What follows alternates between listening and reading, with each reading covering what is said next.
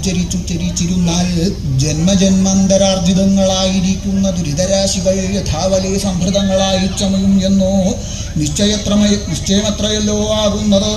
അന്നതുകൂടാതെ കണ്ട് മറ്റ് സാരങ്ങളായി അനിത്യങ്ങളായി അല്പസുഖപ്രദങ്ങളായിരിക്കുന്ന ഓരോരോ അർത്ഥപുത്രമിത്രകളത്രാദികളിൽ ഭ്രമിച്ച് വൃഥാ തന്നെ കാലക്ഷേപം ചെയ്ത് ദുരിതമാർജിച്ചു പോവുകയല്ലോ ചെയ്യുന്നത്. അത് ഈ മനുഷ്യർക്ക് എത്ര കഷ്ടം. മനുഷ്യജന്മം എളുതായിട്ട് ലഭിക്കുന്ന ഒരു വസ്തു എന്നാലായതൊക്കവേയും കൊള്ളാം. സുഹൃത ദുഷ്കൃതങ്ങൾ തുല്യങ്ങളായിരിക്കുന്ന സമയത്തുങ്കലേ മനുഷ്യജന്മത്തെ ലഭിക്കൂ എന്ന ജന്മത്തെ ദൈവഗത്യാ ലഭിച്ചവാർ പക്ഷം വ്യർത്ഥമാക്കി കളയാതെ കണ്ട് ഒരവസരം വരുന്ന സമയത്തുങ്കൽ ഈശ്വര സേവ ചെയ്ത് ദുരിത നിവൃത്തി വരുത്തി ഗതിവരുത്തിക്കൊള്ളുവാനായി കൊണ്ടുവേണമതേ എല്ലാ ജനങ്ങളും എല്ലാ സമയത്തുങ്കലും പ്രയത്നം ചെയ്തു കൊള്ളുവാൻ ആയതത്രേ ഇവിടെ ജന്മസാഫല്യമാകുന്നത്.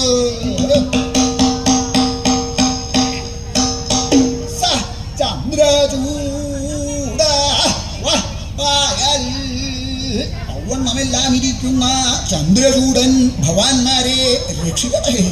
ഭവാന്മാർക്ക് പല പ്രകാരേണയും ഉണ്ടാകുമല്ലോ സങ്കടങ്ങൾ.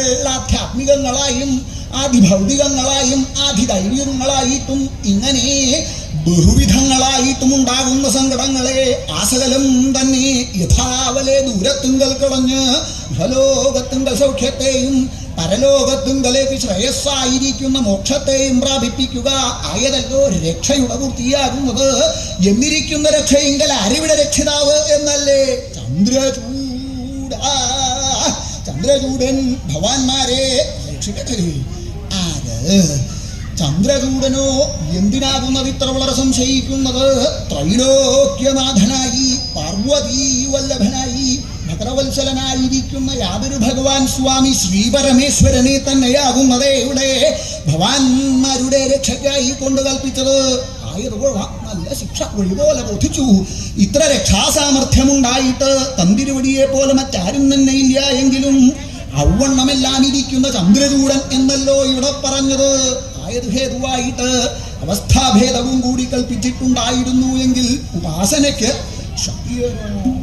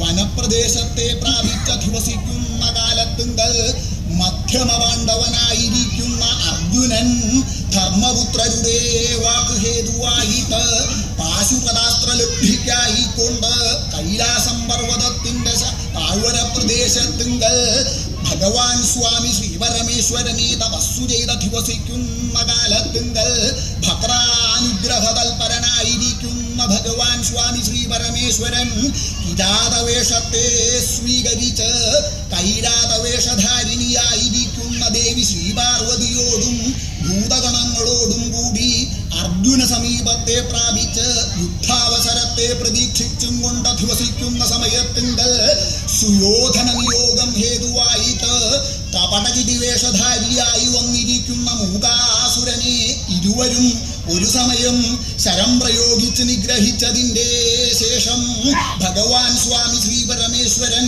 അർജുനനോട് ഓരോരോ നിന്ദാവാക്കുകളെ പറഞ്ഞ സമയത്തുങ്കൽ അർജുനൻ കുപിതമാനസനായി ഭഗവാൻ സ്വാമി ശ്രീ പരമേശ്വരനോട് യുദ്ധം ചെയ്തു ആയത് എപ്രകാരമാകുന്നത്?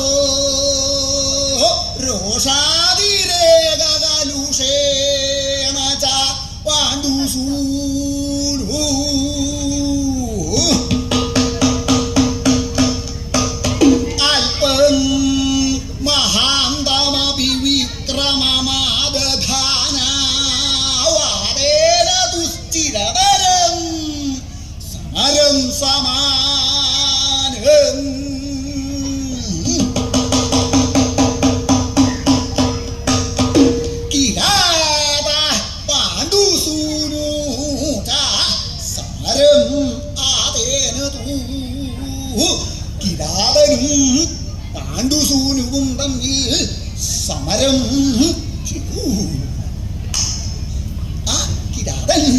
കിരാതവേഷധാരിയായിരിക്കുന്ന ഭഗവാൻ ശ്രീ പരമേശ്വരൻ, കാട്ടാളവേഷം സ്വീകരിച്ചിട്ടുള്ള ഭഗവാൻ ശ്രീ പരമേശ്വരൻ അദ്ദേഹവും ആ അർജുനനും സമരം ചെയ്തു. ആ പാണ്ഡുപുത്രനായിരിക്കുന്ന അർജുനനും ഭഗവാൻ ശ്രീ പരമേശ്വരനും സമരം ചെയ്യേണ്ടായി. ഭഗവാൻ ശ്രീ പരമേശ്വരൻ സമരം ചെയ്തു.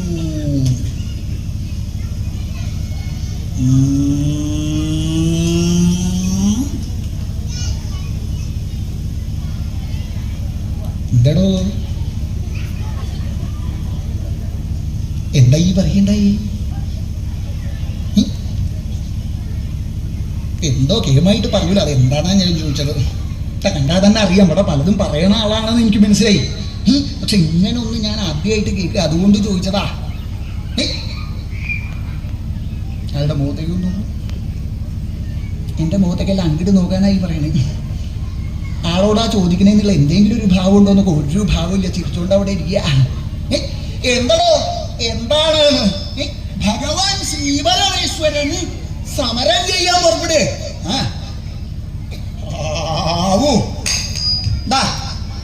ഇന്നത്തെ കാലത്ത് ഇനി സമരം ചെയ്യാനായിട്ട് പുറപ്പെടേണ്ട ആള് ബാക്കി ഉണ്ടായിരുന്ന ഒരാള് ഭഗവാനാ. ബാക്കി സകല ആളും പുറപ്പെട്ടുണ്ട് സമരം ചെയ്യാനായിട്ട്. ഇന്ന ആളെന്നില്ല, സകല ആളും പുറപ്പെടുന്നുണ്ട്. അത് ഇന്ന പ്രായത്തിലുള്ള ആളാവുക അങ്ങനെയൊന്നുമില്ല, ഏത് പ്രായക്കാരും മതി. ഇതൊന്നും ആയിട്ടില്ല, കുറച്ച് കഴിഞ്ഞാൽ സമരത്തിന് പുറപ്പെടും. കേമായിട്ട് വിദ്യാഭ്യാസത്തിന് പോണ ആളുകള് എന്താ പതിവ്? വിദ്യാഭ്യാസത്തിനല്ല പോണത്, ഇല്ല സമരം ചെയ്യാനായിട്ടാ പോണത്. ഇടക്കിടക്ക് കേൾക്ക പതിവുണ്ട്. എനിക്ക് ഇന്നലെ ഇവിടെ കാണുണ്ടായില്ലല്ലോ നിന്നെ, നീ എങ്ങോട്ട് പോയിരുന്നു? ഞാൻ സമരത്തിന് പോയിരിക്കുന്നു. ഇടക്കിടക്ക് പറഞ്ഞു കേൾക്കാം. ആള് ഇന്ന ആളെന്നില്ല, സകല ആളും പുറപ്പെടാനുണ്ടായിട്ടുണ്ട്. എന്തോ അനവധി ആളുകൾ ഇങ്ങനെ വന്ന് കൂടിയിട്ടില്ല, അവിടെ ഇവിടെ ഓരോ ദിക്കിലായിട്ട് അനവധി ആളുകൾ വന്ന് കൂടിയിട്ടുള്ളത്. അതല്ല എന്താ വിശേഷം?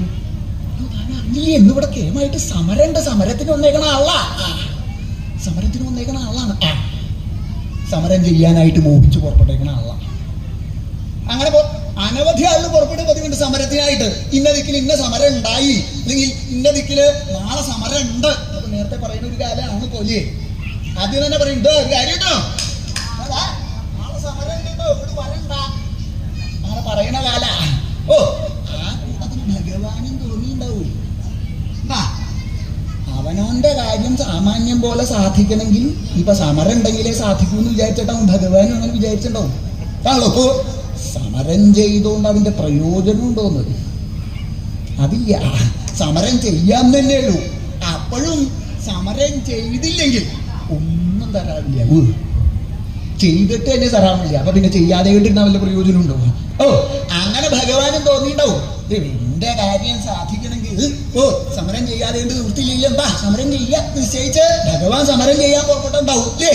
എന്നാണെങ്കിൽ അതല്ല, സമരം ചെയ്തു എന്ന് പറഞ്ഞാൽ അർജുനും തമ്മില് യുദ്ധം ചെയ്യേണ്ടായി. ഭഗവാൻ ശ്രീ പരമേശ്വരൻ അർജുനനോട് യുദ്ധം ചെയ്തു. അതെന്തിനാടോ അത്? ഭഗവാന്റെ ഭക്തനായിട്ടുള്ള ആളല്ലേ അർജുനൻ. അർജുനോട് യുദ്ധം അർജുനെ അനുഗ്രഹിക്കുകയല്ലേ വേണ്ടത്? അല്ലാതെ കണ്ട അർജുനോട് യുദ്ധത്തിന് പുറപ്പെടേണ്ട ആവശ്യമുണ്ടോ? ഭഗവത് ഭക്തന്മാർക്ക് എല്ലാ കാലത്തെങ്കിലും ഭഗവാന്റെ അനുഗ്രഹം ഉണ്ടാവുന്നല്ലേ പറയണത്. അതിന് വേണ്ടിയിട്ടായി പുറപ്പെട്ടേക്കണത് അല്ലേ? ഏമായിട്ട് സേവിക്കാൻ പുറപ്പെട്ടേക്കണത് അനുഗ്രഹം ഉണ്ടാവുമെന്ന് വിചാരിച്ചിട്ടാ. ഒരു കാര്യട്ടോ, അനുഗ്രഹം ഉണ്ടാവില്ല, യുദ്ധത്തിന് പുറപ്പെടുക അത് കേട്ടല്ലേ? ഏമായിട്ട് ഭഗവാനെ സേവിക്കണ എന്തിനാ? ഭഗവാന്റെ അനുഗ്രഹം ഉണ്ടാവാനാ, അല്ലാതെ കൊണ്ട് യുദ്ധം ചെയ്യാനാണോ? അപ്പൊ പിന്നെ അർജുനൻ എന്തിനാടോ ഭഗവാനോട് യുദ്ധത്തിന് പുറപ്പെട്ട എന്തിനാ? ആണെങ്കിൽ വേണമെന്നങ്ങനെ വിചാരിച്ചില്ല. അർജുനോട് യുദ്ധം ചെയ്യണം സ്വതേ വിചാരിക്കണത് പോലെ വിചാരിച്ചിട്ടല്ല. വേറൊന്നുമില്ല, അർജുന്റെ മനസ്സില് അഹങ്കാരം. ആ അഹങ്കാരം ഇല്ലാതെ കണ്ടാക്കാൻ വേണ്ടിട്ടാ. വേറൊന്നുമില്ല, പാണ്ഡവന്മാര് കപടച്ചൂതുങ്കൽ പരാജിതന്മാരായതിന്റെ ശേഷം വനപ്രദേശത്തിങ്കൽ വന്ന് വനവാസം ചെയ്ത് കഴിയായിരുന്നു അവര്. അങ്ങനെ കഴിയണ കാലത്ത് ആ ധർമ്മപുത്രര് അർജുനെ സമീപത്തിങ്കൽ വിളിച്ച്, ഉണ്ണി അർജുന, ഒരു കാര്യം കേട്ടോ, ഏതായാലും നമ്മളിവിടെ വന്ന് കൂടിയേക്കാണ്.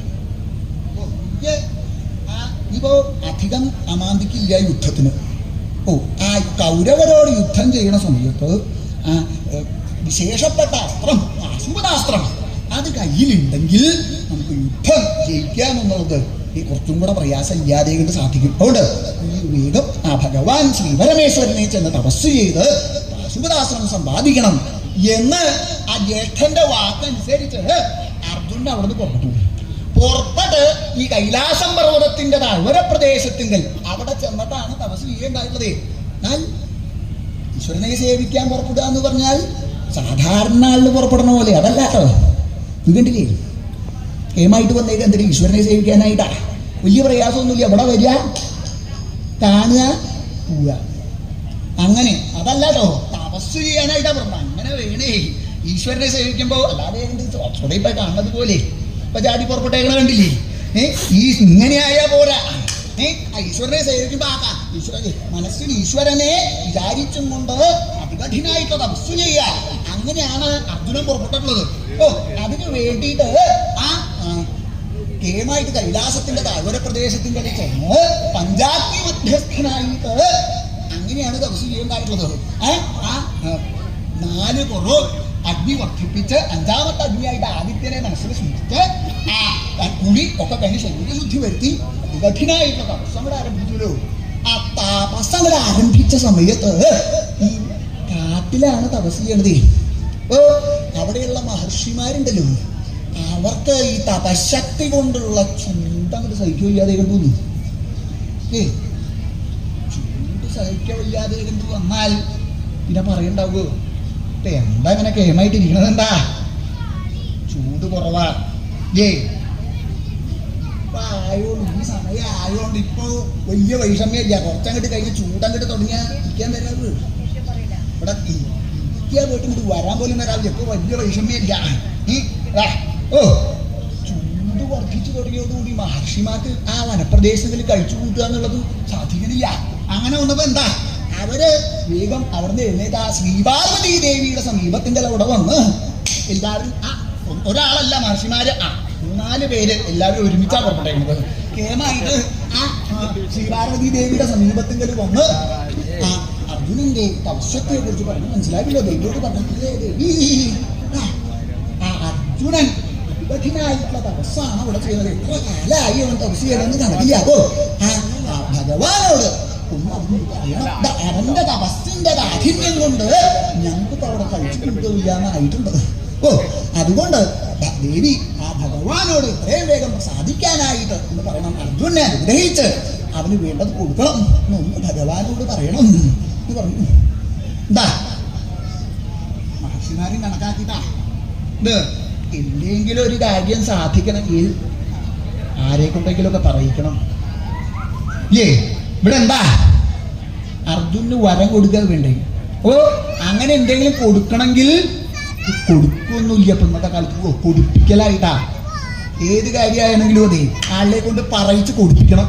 ഓ അത് മഹർഷിമാർക്കറിയാം. അതുകൊണ്ട് തന്നെയാണ് മഹർഷിമാരെ ദേവിയോട് വന്ന് പറഞ്ഞ് ആ ദേവി ഭഗവാന്റെ സമീപത്തിൽ വന്ന് സ്വാമി ഇതെന്താ അവിടെ നിന്ന് ഇങ്ങനെ ഇരിക്കണത്? ഇവിടെ ഇങ്ങനെ ഇരുന്നോണ്ടായോ? ഉണ്ണി അർജുനൻ എത്ര കാലായിട്ട് അങ്ങേ തപസ്സിയോ അവന് ഇനി അവനിങ്ങനെ ദണ്ഡിപ്പിക്കണോ? അങ്ങേക്ക് ഒന്ന് പ്രസാദിക്കരുതേ. അവൻ അനവധി കാലായില്ലേ തപസ് ചെയ്യണു. പാർവതി എനിക്കറിയാം എപ്പോഴാ അനുഗ്രഹിക്കേണ്ടതെന്നൊക്കെ. പാർവതി പറയണ്ട. ഞാൻ അങ്ങോട് പറയണത് വേറൊന്നും കൊണ്ടല്ല. ഒന്നും കുറച്ച് കാലായി അവൻ തപസ് ചെയ്യണു. വെറുതെ തപസ് ചെയ്യല്ല. ആ ഭക്ഷണവും ഇല്ല വെള്ളവും ഇല്ല ഒന്നുമില്ലാതെ കണ്ട് അങ്ങനെയാ തപസ് ചെയ്യണത്. മഹർഷിമാര് വന്ന് പറയേണ്ടായത് കണ്ടാൽ അങ്ങനെ ഒരാളുണ്ടെന്ന് തോന്നുന്നില്ല. നല്ല ശരീരമൊക്കെ ശോഷിച്ചു വശായിണ്ട്. അർജുനാണെന്നൊന്നും പറഞ്ഞിട്ട് കാര്യമില്ല. ഭക്ഷണം ഇല്ലാതെ കണ്ടത് വന്നാൽ ആർക്കായാലും ക്ഷീണം ഉണ്ടാവും. സിദ്ധി കൂടാന്നല്ലേ ഉണ്ടാവുക. ഒരു നേരം തന്നെ ദിവസത്തിൽ 3-4 തവണ പതിവുള്ളതാ അല്ലേ? ഒരു നേരം ഭക്ഷണം ഉണ്ടാവും. എത്രത്തോളം ഉണ്ടാവും അതിന്റെ വിഷയം എന്ന് വിചാരിച്ചല്ലേ? എല്ലാവരും ഗെയിമായിട്ട് പുറപ്പെട്ട് പോയിരുന്ന എന്തിനാ? ഗെയിമായിട്ടൊന്ന് ചെലുത്തണം എന്ന് വിചാരിച്ചട്ടാ, അതിന് മോഹിച്ചട്ടാ. അല്ലാതെ കണ്ട് ഭക്ഷണം വേണ്ടാന്ന് വെക്കില്ലല്ലോ. ചില ആളുകളുണ്ട് വേണ്ടാന്ന് വെക്കും. ശരീരത്തിന് സാമാന്യം പോലെ ആവാൻ 1-2 ദിവസമൊക്കെ വേണ്ടാന്ന് വെക്കും. അത് കഴിഞ്ഞാലോ ആദ്യം തുടങ്ങും. ഇവിടെ അനവധി ദിവസമായി അവൻ ഭക്ഷണം ഇല്ലാതെ കണ്ട് ഇങ്ങനെ തപസ് ചെയ്യണു. മാത്രല്ല ഭക്ഷണം ഇല്ലാന്നല്ല, വെള്ളം പോലും കുടിക്കില്ല. വെള്ളം കുടിക്കാണ്ട് കണ്ടിരുന്നാൽ എങ്ങനെയാ പ്രാണം നിലനിൽക്കുക? ഇതങ്ങനെയുണ്ട് ചില ആള്. സ്വതയുള്ള വെള്ളമല്ല, വേറെ പലതരത്തിലുള്ള വെള്ളം ഇല്ലാതെ കണ്ടു വന്നാൽ പ്രാണം പോണ ആളുണ്ട്. ഇതൊന്നുമല്ല, ദാഹജലം പോലും കുടിക്കില്ല. അങ്ങനെയായാൽ എങ്ങനെയാ ജീവൻ നിലനിർത്തുന്നത്? പ്രാണം നിൽക്കാന്നുള്ളത് ഉണ്ടാവില്ല. സ്വാമി അങ്ങനെ തപസ് ചെയ്തിട്ട് ഇങ്ങനെ ക്ഷീണിച്ച് പരവശനായി സിദ്ധി കൂടിയാൽ അതിന്റെ പോരായ അങ്ങേക്കാ. പിന്നെ ആരെങ്കിലും ഒരാൾ അങ്ങേ സേവിക്കാൻ പുറപ്പെടുവോ? അങ്ങനെ പുറപ്പെട്ടാൽ തന്നെ ആള് പറയും ആരും അങ്ങേ സേവിക്കാൻ പുറപ്പെട്ടില്ല എന്ന് മാത്രമല്ല, ആരെങ്കിലും പുറപ്പെട്ടു പോകണമെന്നുണ്ടാ എങ്ങോട്ട് പുറപ്പെട്ടേക്കാ? ഞാൻ ശ്രീപരമേശ്വരനെ ഒന്ന് സേവിക്കാൻ പുറപ്പെട്ടേക്കാ. ഒരു കാര്യം കേട്ടോ ദാദാ, അതിനാണെങ്കിൽ പുറപ്പെട്ടു പോകണ്ട, പോയോണ്ട് പ്രയോജനമില്ല. ഒരു കാര്യം കേട്ടോ, അങ്ങോട്ട് പോവാതെ പോയോണ്ട് പ്രയോജനമില്ല. അതുകൊണ്ട് പറയാണ് ഭഗവാൻ ശ്രീപരമേശ്വരനെ സേവിക്കാൻ പുറപ്പെട്ടോണ്ട് പ്രയോജനമില്ലേ? പ്രയോജനമില്ല. ക്ഷിപ്രപ്രസാദിയല്ലേ ആയിരുന്നു, ഇപ്പോഴല്ല. പോയോണ്ട് പ്രയോജനമില്ല. അതുകൊണ്ട് ഞാൻ തന്നോടുള്ള പ്രത്യേകം കൊണ്ട് പറയാ, പോയോണ്ട് പ്രയോജനമില്ല. എന്താ അർജുനന്റെ കഥ ആലോചിച്ചാൽ മതി. അർജുനെ കേമായിട്ട് ആ ഭഗവാനെ സേവിക്കാൻ പുറപ്പെട്ടെ സിദ്ധി കൂടുണ്ടായത്. സിദ്ധി കൂടണോ? തന്റെ പ്രായം നല്ല ചെറിയ പ്രായമല്ലേ, ഈ പ്രായത്തിലൊക്കെ സിദ്ധി കൂടുക എന്ന് പറഞ്ഞാൽ ഇവിടെ ഇരുന്നോളൂ, പുറപ്പെട്ടോണ്ട് പ്രയോജനമില്ലാതാ. അതികഠിനായിട്ടുള്ള തപസ്സാണ് അർജുനൻ ചെയ്യേണ്ടായിട്ടുള്ളത്.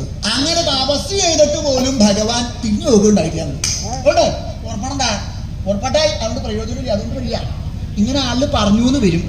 അതുകൊണ്ട് സ്വാമി അവിടെ നിന്ന് ചെന്ന് അവനെ അനുഗ്രഹിക്കുക തന്നെയാണ് വേണ്ടത്. ദേവി ചെന്ന് പറയണ്ടായി. അതങ്ങനെ കേട്ടപ്പോ ഭഗവാനും ഭഗവാനിപ്പോ അറിയായികയല്ല, ആ അർജുനൻ വളരെ കാലമായിട്ട് അതികഠിനായിട്ടുള്ള തപസ് തന്നെ അനുഷ്ഠിക്കലുണ്ടെന്ന് ഭഗവാൻ അറിയായികയല്ല.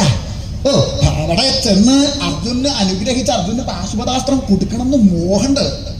പക്ഷേ അത്ര വേഗം ഇത് കൊടുക്കാൻ തരാമില്ല. എന്താ വേറൊന്നുമല്ല, എന്താ കൊടുക്കേണ്ടത്? പാശുപതാസ്ത്ര കൊടുക്കേണ്ടത്. ആർക്കാ കൊടുക്കേണ്ടത്? അർജുന്. അർജുനെ സംബന്ധിച്ചിടത്തോളം അഹങ്കാരം എന്തെന്നില്ലാതെ മനസ്സിലുണ്ട്. ഏ ഓ മറ്റുള്ള ആളുടെ പോലെ അല്ല അർജുനെ. അർജുന് അഹങ്കരിക്കാൻ വഹയുണ്ട്. ഇത് ഒരു വഹയല്ലെങ്കിലും അഹങ്കരിക്കണ ആളുണ്ട്. ഇരിക്കണത് കണ്ട ഇരിക്കണത് ഒരു വഹയല്ല, എന്നാലും അല്ല അഹങ്കരിച്ചുകൊണ്ട് അവിടെ ഇരിക്കണത് കണ്ടാൽ തന്നെ അറിയാൻ തരൂ. ഇവിടെ അർജുന്റെ അവസ്ഥ അതല്ല. അർജുനൻ എന്ന് പറഞ്ഞാൽ വളരെ കേമനായിട്ടുള്ള ആളാണ്. ഇങ്ങനെ അർജുനെ പോലെ പരാക്രമശാലിയായിട്ടുള്ള ഒരാള് ഇന്ന് ലോകത്തിന് ഇല്ലാന്ന് വേണം പറയാനായിട്ട്. ഓ ആ അനുഗ്രഹം മനസ്സിലുണ്ട്, ആ അഹങ്കാരം മനസ്സിലുണ്ടല്ലോ. ശ്രീകൃഷ്ണന്റെ സുഹൃത്ത്, ദ്രോണാചാര്യ ശിഷ്യൻ, മധ്യമ പാണ്ഡവൻ, ഭീമസേനന്റെ അനുജൻ, ഇങ്ങനെ തുടങ്ങിയിട്ട് മനസ്സിൽ ഇങ്ങനെ അഹങ്കാരം നടന്നു വശായിട്ട് തന്നെ ജയിക്കാൻ ലോകത്തിൽ ഒരാൾക്കും സാധിക്കില്ല, വിജയനാണ് താൻ കേമായിട്ട് മനസ്സിൽ വിചാരിച്ചിട്ട് വിജയന്റെ ഒരു വൈഷമ്യത എന്താ, അഹങ്കാരം എത്രയാന്ന് കണക്കില്ല. അധികം പറയണ്ട, അനുഭവമുള്ള കാല വിജയന്റെ അഹങ്കാരേ. ബാക്കി ഗുണങ്ങളൊക്കെ തികഞ്ഞുണ്ട്, ഈ അഹങ്കാരമുള്ളതുകൊണ്ടായി വൈഷമ്യം. ഓ വിജയനാണെന്ന് അങ്ങനെ അഹങ്കരിച്ചിട്ടുണ്ട്. അങ്ങനെ അഹങ്കരിച്ചിട്ടുള്ള ഒരാളുടെ കയ്യിലേക്ക് എന്താ കൊടുക്കണത്? ആയുധ കൊടുക്കണത്. ആലോചിച്ചു, ഇങ്ങനെ അഹങ്കരിച്ച് വരുന്ന ഒരാളുടെ കയ്യിലേക്ക് ആയുധം കൊടുത്താലത്തെ അവസ്ഥ ഒന്ന് ആലോചിച്ചു. അത് ലോകത്തിന്റെ നാശത്തിനായിട്ട് കാരണവും. ഓ അങ്ങനെയായ പോരാ, അവന്റെ ആ അഹങ്കാരം യാതേകണ്ടാക്കിയിട്ട് വേണം ആ പാശുപതാസ്ത്രം കൊടുക്കാനായിട്ട് എന്ന് വിചാരിച്ചിട്ടാണ് ഭഗവാനെ. ഓ അതിനു വേണ്ടിയിട്ട് എന്താ വേണ്ടേ എന്ന് ആലോചിച്ചു എന്ന് മാത്രല്ല യുദ്ധം ചെയ്യാന്ന് നിശ്ചയിച്ചു.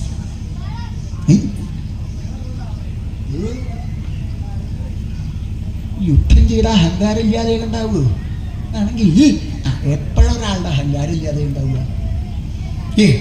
എപ്പോഴാ അഹങ്കാരം ഇല്ലാതെ ഉണ്ടാവുക?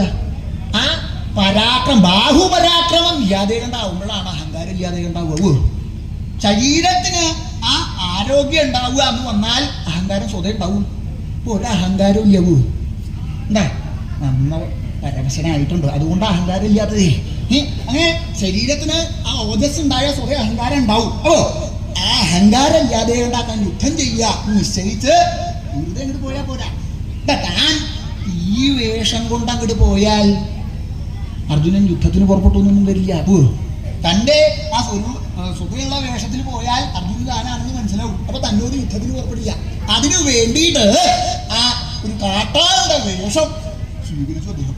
ആ കിരാതവേഷം സ്വീകരിച്ചത് അവിടെ വശായില്ലോ. ആ സമയത്ത് ദേവി ശ്രീപാർവതി സ്വതേ എല്ലാ സമയത്തും സമീപത്തെങ്കിലും ഉണ്ടാവുന്ന ആളാ. ഓ ഇങ്ങനെ മഹർഷിമാര് വന്ന് പറഞ്ഞതിന്റെ ശേഷം അത് ഭഗവാനോട് അറിയിച്ച് അവിടെ നിന്ന് എന്തോ മാറിയിരിക്കുന്ന സമയം. ആ സമയത്താണ് ഭഗവാൻ ഈ വേഷം മാറി വന്നിരിക്കേണ്ടായത്. അപ്പൊ ദേവി തിരിച്ചു വന്ന് നോക്കിയപ്പോഴാണ് ഭഗവാൻ ഇരിക്കുന്ന ദിക്കിൽ ഒരു കാട്ടാളിനെ കണ്ടത്. അതങ്ങോട്ട് കണ്ടപ്പോഴാണ് ദേവിക്ക്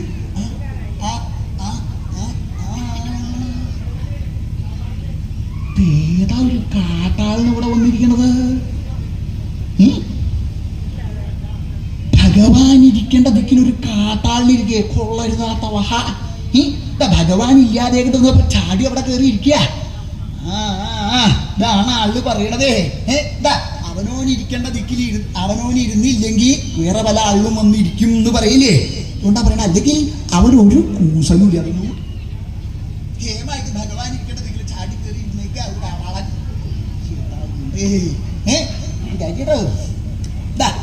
ദേവിക്ക് അങ്ങനെ ഭഗവാനാണെന്നൊന്നും ആദ്യം മനസ്സിലായില്ല. പിന്നെ സൂക്ഷിച്ച് നോക്കിയപ്പോഴാണ്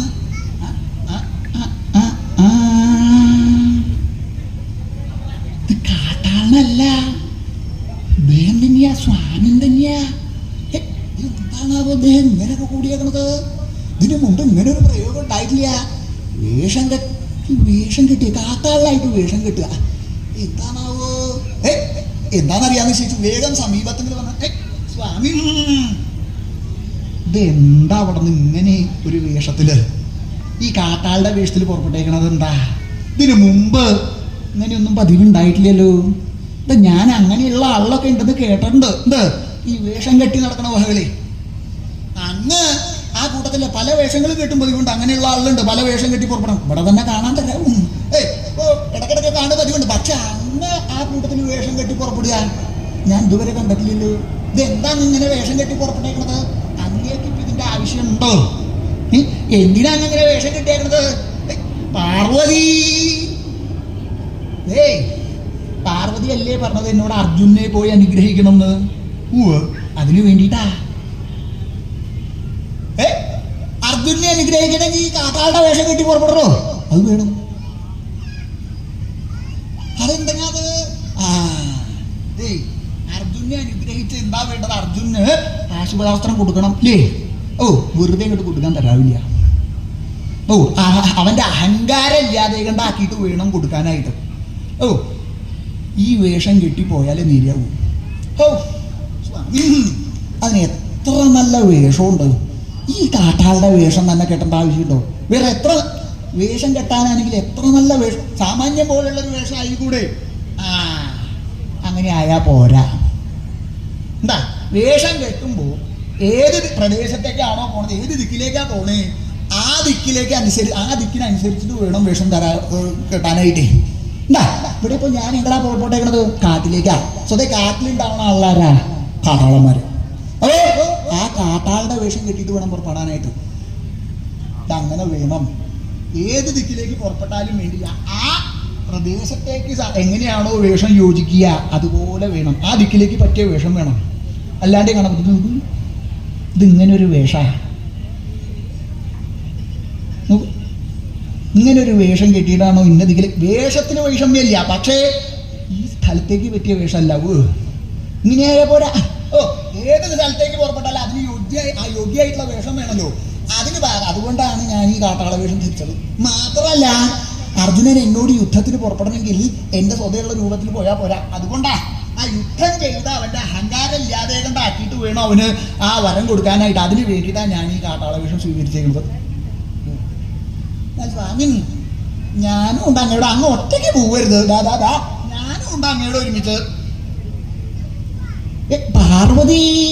പാർവതി വരണ്ട, ഞാൻ പൊക്കോളാം. ഒരു കാര്യമില്ല, പാർവതി വരണ്ട, ഞാൻ പൊക്കോളാം. അതല്ല, അങ്ങ് മാത്രം പോയാൽ പോരെ, ഞാനും ഉണ്ട് അങ്ങോട്ട് ഒരുമിച്ച്. ഏതായാലും അങ്ങ് പോയിട്ടുണ്ടല്ലോ, ഞാനുണ്ട്. പാർവതി എന്തിനാ പുറപ്പെടുന്നത്? അല്ല, എനിക്കും അങ്ങ് അർജുനെ അങ്ങനെ ഒന്ന് കാണണമെന്നുണ്ട്. എനിക്ക് അനുഗ്രഹിച്ചാൽ തർക്കേടില്ലാന്ന് തോന്നുന്നുണ്ട്. ഞാനും ഉണ്ട്. പാർവതി ഞാൻ സ്വതേ പോണത് പോലെയല്ല പോണത്, യുദ്ധത്തിനാ പോണത്. അതിനൊക്കെ പാർവതി വന്നാൽ അതുകൊണ്ട് വിഷമ്യൊന്നുമില്ല. സ്ത്രീകളുടെ ഒരു സ്വഭാവം, ഭർത്താക്കന്മാർ എങ്ങട് ചാടി പുറപ്പെടാനും വേണ്ടില്ല, പിന്നാലെ വരും പുറപ്പെടും. ഇന്ന ദിക്കിലെന്നില്ല, എങ്കടായാലും അനുഭവം ഉണ്ടാവില്ലേ? ദയമായിട്ട് എങ്ങടേലും പുറപ്പെട്ടു പോകാൻ പറഞ്ഞാൽ ഞാനും ഉണ്ട് എന്ന് പറഞ്ഞ് പിന്നാലെ പുറപ്പെടും. സ്ത്രീകളുടെ ഒരു സ്വഭാവ. ഇവിടെ പാർവതി ദേവിക്ക് അർജുന വന്നത് അന്ന് മോഹിച്ചട്ടാ. പാർവതി വരണോണ്ട് വൈഷമ്യം ഉണ്ടായിട്ടല്ല, ഈ വേഷത്തിൽ വന്നാ പോരാ. ഈ വേഷത്തിന് വൈഷമ്യൊന്നുമില്ല, പക്ഷേ എന്റെ കൂടെ പോരാനായിട്ട് ഈ വേഷം പോരാ. എന്താ, ഞാൻ കാട്ടാളനായിട്ട്, പാർവതി അതിസുന്ദരിയായിട്ട് എന്റെ കൂടെ പുറപ്പെടുക. അങ്ങനെ വന്നാൽ ആളിലെന്താ പറയുക? ഇപ്പൊ തന്നെ ആളുകൾക്ക് ഇന്നതേ പറയാവൂ, ഇന്നത് പറയരുതെന്നൊന്നുമില്ല, എന്തും പറയും. ഒന്നുമില്ല, പരമാർത്ഥം പറയലില്ല. പറയണത് മുഴുവൻ ഭോഷ്ടായിട്ടുള്ള കാര്യവും. എന്നാലും ഇങ്ങനെ ഓരോന്ന് ആള് പറഞ്ഞു വരും. ഇങ്ങനെ വന്നാ പോരാ. എന്റെ കൂടെ വരണമെങ്കിൽ പാർവതി കാട്ടാളത്തി ആവണം. അയ്യോ, ഞാൻ കാട്ടാളത്തിയാവേ. ഞാൻ കാട്ടാളനായില്ലേ, അപ്പൊ പാർവതി കാട്ടാളത്തിയാവുക? അതെങ്ങനെയാ? അങ്ങ് കാട്ടാളനായി, അങ്ങേക്ക് വഴിയൊന്നുമില്ല. ഞാൻ ഇങ്ങനെ എന്റെ സൗന്ദര്യം വലിയൊക്കെ ഇല്ലാതെ കണ്ടാക്കി ഞാൻ കാട്ടാളത്തിയാവേ? അതില്ല, അങ്ങനെ വരണ്ട. അങ്ങനെ പറഞ്ഞോണ്ടായില്ല. എനിക്ക് വരണമെങ്കിൽ വേഷം മാറണം, കാട്ടാളത്തിയാവണം. സ്ത്രീകളെ സംബന്ധിച്ചിടത്തോളം ആ ഉള്ള സൗന്ദര്യം കുറച്ചും കൂടെ വർദ്ധിപ്പിക്കണം എന്നാ മോഹം അല്ലേ? അല്ലാതെ കണ്ട് സൗന്ദര്യം വേണ്ടാന്ന് വെക്കേണ്ട ആള് അങ്ങനെ മോഹിക്കുന്ന ആളുണ്ടോ? പറയുന്ന ആളുണ്ട്, ഈശ്വര എനിക്ക് ഇത്രയും സൗന്ദര്യം വേണ്ടിയിരുന്നില്ല എന്നൊക്കെ പറയല് തന്നെയുള്ളൂ. സൗന്ദര്യം കുറയുന്നു എന്ന് ആർക്കായാലും മോഹമില്ലാത്ത കാര്യ അല്ലേ? കുറച്ചും കൂടെ ഉണ്ടെങ്കിൽ കുറച്ചും കൂടെ വേണം, കുറച്ചും കൂടെ എത്രയായാലും മതിയാവില്ല. അതുകൊണ്ടാണ് ഈ ഒരുങ്ങി പുറപ്പെട്ടേക്കുന്നത്. എല്ലാവരും ഒരുങ്ങി പുറപ്പെട്ടേക്കുന്നത് എന്താ?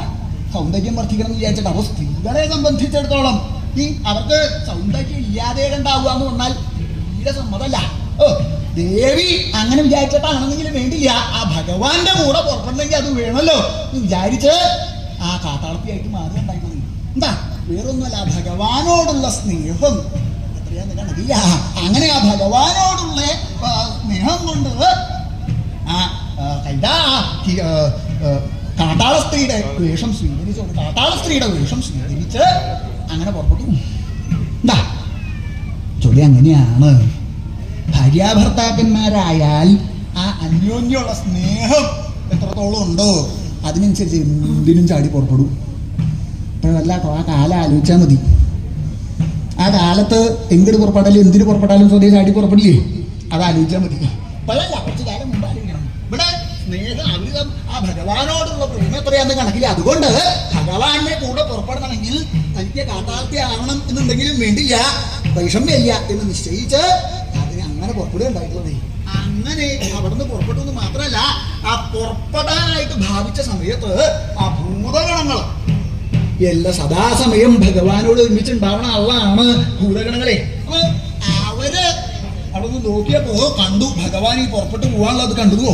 അതങ്ങോട്ട് കണ്ടപ്പോഴാണ് എന്നാ വേണ്ടേ വലിയ മാന്തിക്കില്ല എന്നാ എനിക്ക് തോന്നുന്നത്. ഭഗവാന്റെ അതാ ആ കേമായിട്ട് കിരാതവേഷമൊക്കെ സ്വീകരിച്ചിട്ടുണ്ട്. ദേവിയുണ്ട്. അപ്പൊ എന്താണ് ആവോ അവരിങ്ങനെ പുറപ്പെട്ടേക്കണെന്ന് എനിക്ക് മനസ്സിലില്ല. ഏതായാലും നായാട്ടുണ്ടാവുന്ന എനിക്ക് തോന്നണത്. അല്ലെങ്കിൽ ഈ കാട്ടാള സ്ത്രീയുടെ വേഷം ധരിക്കേണ്ട ആവശ്യമൊന്നുമില്ല. അതുകൊണ്ട് എനിക്ക് തോന്നണത് നായാട്ടുണ്ടാവുന്ന. ഭഗവാൻ നായാട്ടിന് പുറപ്പെടുമ്പോ അതിന് പാകത്തിന് വേണം നമ്മളും കൂടെ പുറപ്പെടണമെന്ന് വിചാരിച്ചിട്ടുണ്ടാവും. അദ്ദേഹം പറയാതെ കൊണ്ട് നമ്മൾ എപ്പോഴും അദ്ദേഹത്തിന് ഒരുമിച്ച് പുറപ്പെടുന്ന ആളല്ലേ. അതുകൊണ്ട് നമുക്ക് പുറപ്പെടാം. എത്രയും വേഗം നീ ഒട്ടും മന്ദിക്കണ്ട കേട്ടോ. ആ നായാട്ടിന് വേണ്ട കാര്യങ്ങളൊക്കെ ഒഴിക്കുക. അതിന് വേണ്ടിയിട്ട് ഓരോരുത്തരായിട്ട് പുറപ്പെടുക. അതിന് ആദ്യം എന്താ വേണ്ടത്? ഭഗവാൻ കാട്ടാളനായിട്ടല്ലേ പുറപ്പെട്ടേക്കണത്. അപ്പോൾ കാട്ടാളനെ സഹായിക്കാനായിട്ട് അനവധി ആള് വേണം, കാട്ടാളന്മാര്. ഒരു കാര്യം ചെയ്യാ, കുറച്ചാളില് കാട്ടാളന്മാരാവും. ആരൊക്കെയാ കാട്ടാളന്മാര്? വൈഷമ്യൊന്നുമില്ല, വേഗം കാട്ടാളനാവാൻ തരവും. സ്വതയുള്ള രൂപം തന്നെ അങ്ങനെയാ. അതുകൊണ്ട് കാട്ടാളനായി പോകും. എന്റെ കുറച്ചല്ല ഇങ്ങനെ പിന്നീ പോയി കൂടിയാ പോരാട്ടോ. അവിടെ ഇരുന്നോണ്ടായില്ല, വേഗം പുറപ്പെടണമെങ്കിൽ അവിടെ നിന്ന് ഇങ്ങോട്ട് വരണം. വേഗം വേഷം മാറി വരിക, കാട്ടാളനാവുക. ആണ്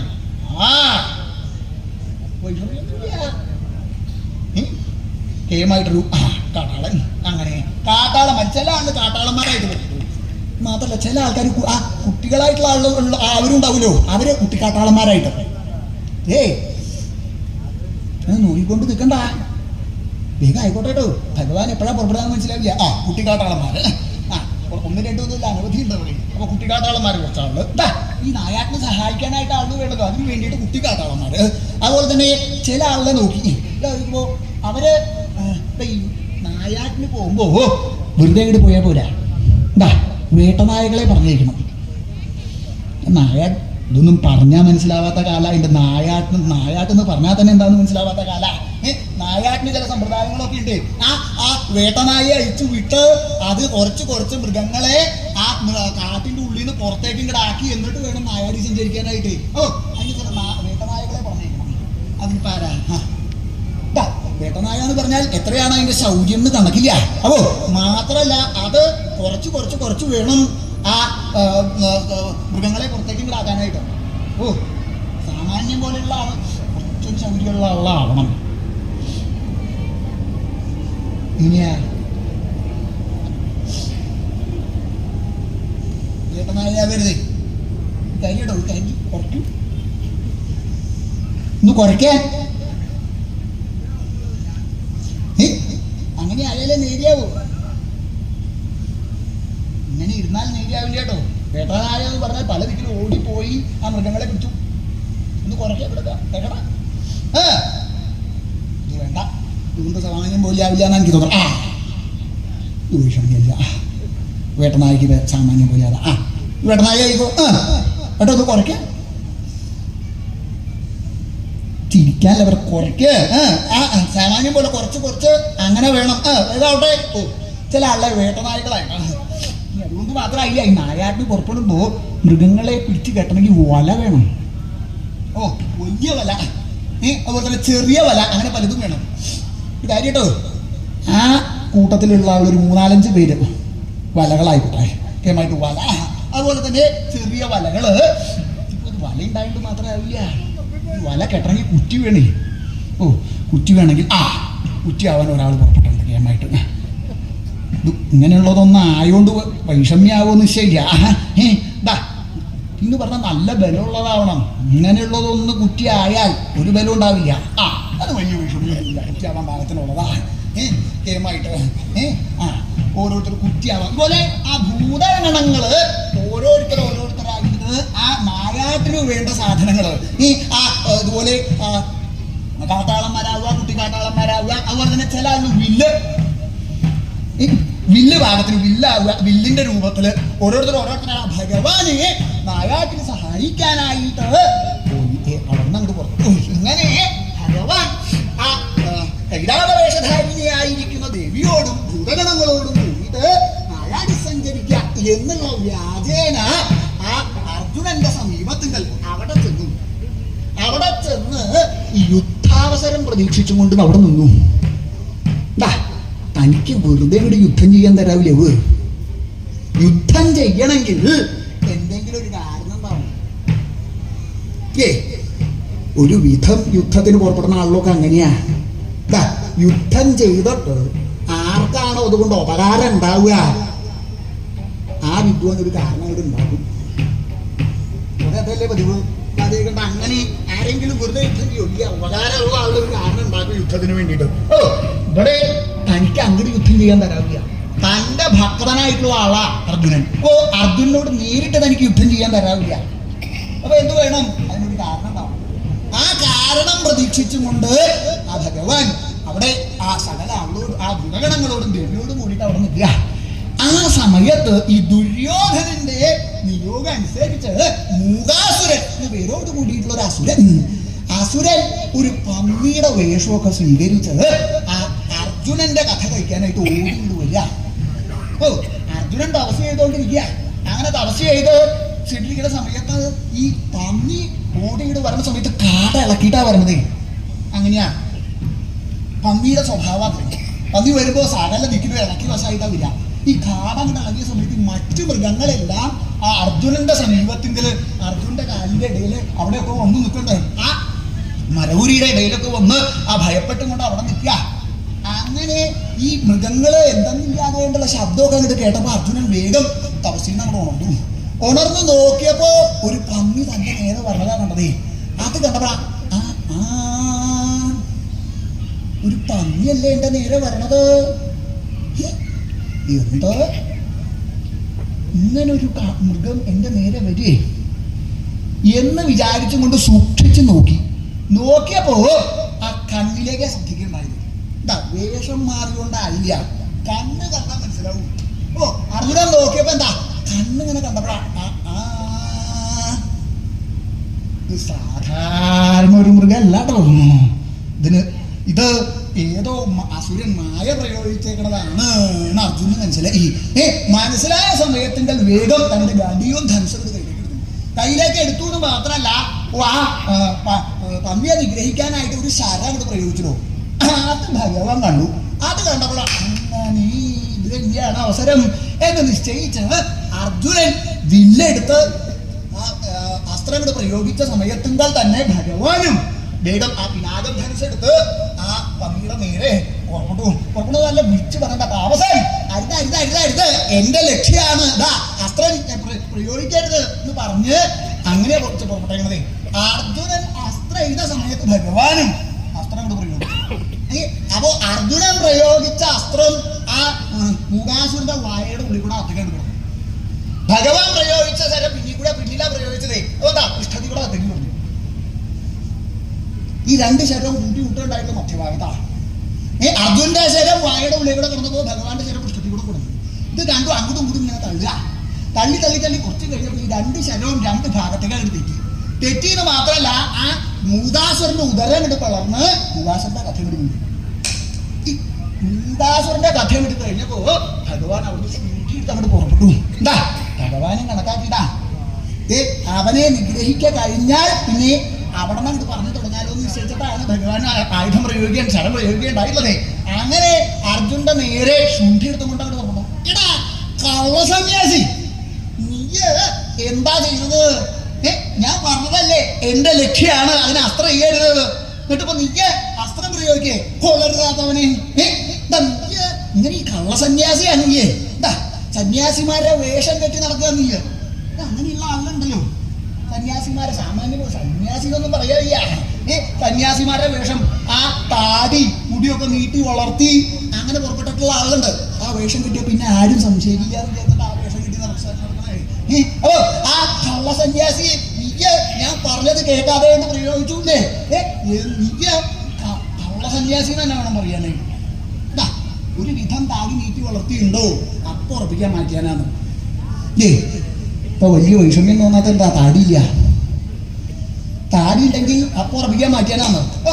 മാത്രല്ല ഈ സന്യാസിമാരുടെ വേഷം കെട്ടി പുറപ്പെട്ടേക്കണത് എന്തിനാന്ന് എനിക്ക് മനസ്സിലായി. നീയേ വേറൊന്നുമല്ല, ആ മൃഗങ്ങളെ കൊന്നു ഭക്ഷിക്കാൻ വേണ്ടിയിട്ടാ. എന്താ ഈ മൃഗങ്ങളെ സംബന്ധിച്ചിടത്തോളം സ്വതേ ഭയശീലമായിട്ടുള്ളതാണെങ്കിലും വേണ്ടില്ല, ഈ മഹർഷിമാരുടെ വേഷം കണ്ടാൽ, അങ്ങനെയുള്ള ആളുകളെ കണ്ടാൽ ഒരു വേഗം സമീപത്തിലേക്ക് വരും. നീയ ഈ വേഷമൊക്കെ കെട്ടി കേമായിട്ട് തൊഴുത്ത് പിടിച്ച് ഇവിടെ നിൽക്കണത് എന്തിനാ? കണ്ണടച്ച് നിൽക്കണത് എനിക്ക് മനസ്സിലായി. ഇടയ്ക്കിടയ്ക്ക് കണ്ണ് തുറന്ന് നോക്കണുണ്ട്. മൃഗങ്ങൾ വരുന്നുണ്ട് വരുന്നുണ്ട് വരുന്നുണ്ട് എന്നൊക്കെ നോക്കാം. ഇവിടെ നീതി വരുന്നുണ്ട്, നീണ്ടെത്തിയിട്ടില്ല, അങ്ങോട്ട് വരട്ടെ, വരുന്നുണ്ടോ വരണ്ട, അങ്ങനെ നോക്കിക്കൊണ്ടാ നിൽക്കണത്.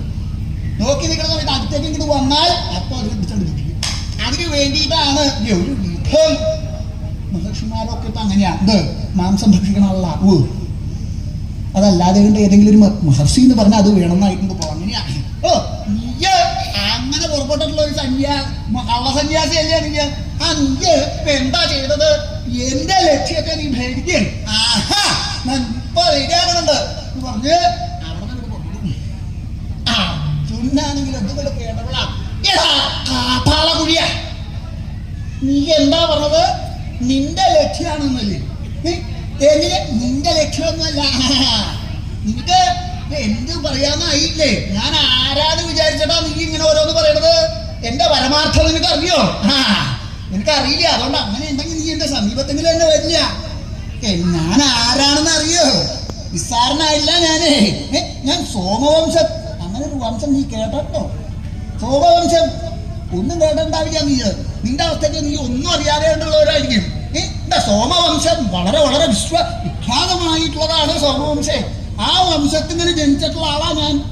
വളരെ വളരെ പ്രസിദ്ധന്മാരായിട്ടുള്ള ആള്, ആ യയാതി, ശന്തനു തുടങ്ങിയിട്ടുള്ള ആളൊക്കെ എന്റെ വംശത്തിങ്കൽ ഉണ്ടായിട്ടുള്ളതാ. ആ വംശത്തിങ്കൽ ഉണ്ടായിട്ടുള്ള പാണ്ഡവന്മാരിൽ മധ്യമനാണ് ഞാൻ. അങ്ങനെയുള്ള എന്റെ നേരെ നീ ഇങ്ങോട്ട് പുറപ്പെടേ. കൊള്ളരുതാതവനെ, കാട്ടാള കുഴിയ, നീ എന്താ വിചാരിച്ചത് എന്ന് തിരിച്ചു അർജുനന്റെ പ്രയോഗം. അത് കേട്ടപ്പോഴാണ് ഭഗവാനും അർജുന നീയാണതല്ലേ? നീയാണെന്നുണ്ടെങ്കിൽ നീ പറഞ്ഞത് പരമാർത്ഥ.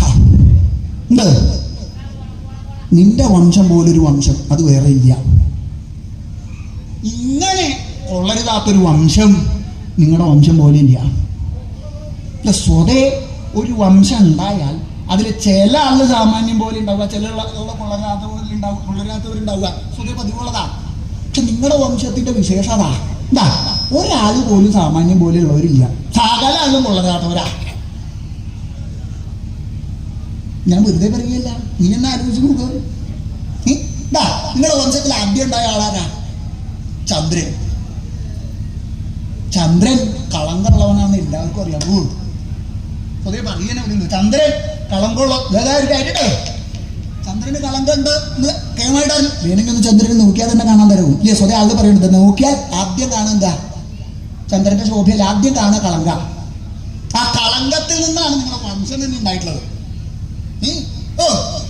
ചന്ദ്രൻ ആണ് ആദ്യം ഉണ്ടായിട്ടുള്ളത്. ചന്ദ്രന്റെ പ്രവൃത്തി എന്താ? ചന്ദ്രൻ ചെയ്തു വരുന്നില്ല ഗുരുതൽപഗമനം. ആ പഞ്ചമഹാപാപങ്ങളിൽ ഏറ്റവും പാപമായിട്ടുള്ളത് ഗുരുതൽപഗമനം. ആ ഗുരുവിന്റെ പത്നിയെ പ്രാപിക്കുക. ചന്ദ്രൻ അതാ ഉണ്ടായിരിക്കണത്. ഇങ്ങനെ കൊള്ളരുതാത്തവൻ ചന്ദ്രനെ പോലെ വേറൊരാളില്ല എന്ന് വേണം പറയാനായിട്ട്.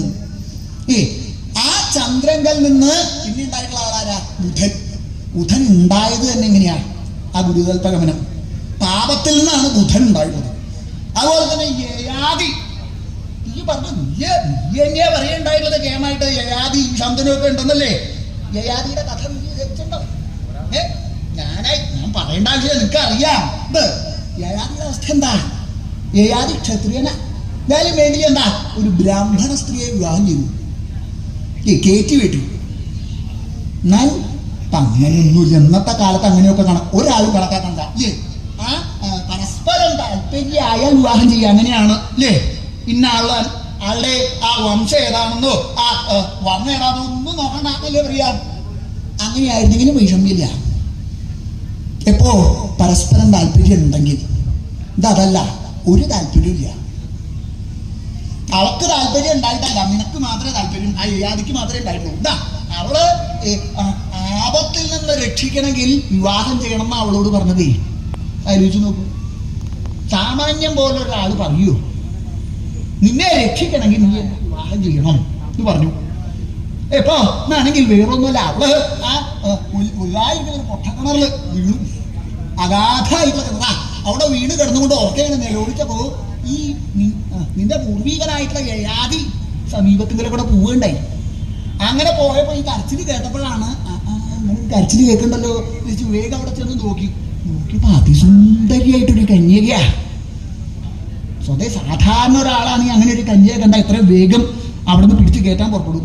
ഇതല്ല, അവിടെ നിന്നുകൊണ്ട് നിന്നെ ഞാൻ രക്ഷിക്കണോ?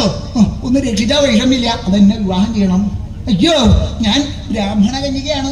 എന്നാ അവിടെ കിടന്നോ, രക്ഷിക്കണോ? ഇവിടെ ഇങ്ങനെ കിടക്കേണ്ടി വരും. ഇപ്പൊ രക്ഷിക്കാൻ പുറപ്പെട്ടാൽ വിഷമില്ല, എന്നെ വിവാഹം ചെയ്താൽ മതി. അങ്ങനെ നിവൃത്തിയില്ലാതെ കണ്ട് അവൾ വിവാഹം ചെയ്യേണ്ടത് ആരെങ്കിലും ഒരാൾ ചെയ്യണ പ്രവൃത്തിയാണ്. അതുപോലെ തന്നെ ചന്ദനു ക്ഷത്രിയനാ. എന്താ ചെയ്യണ്ടായേ? ഒരു മുക്കുവ വിവാഹം ചെയ്തു. എന്താ ചന്ദനു കണക്കാക്കിയിട്ട് തന്നെയാ.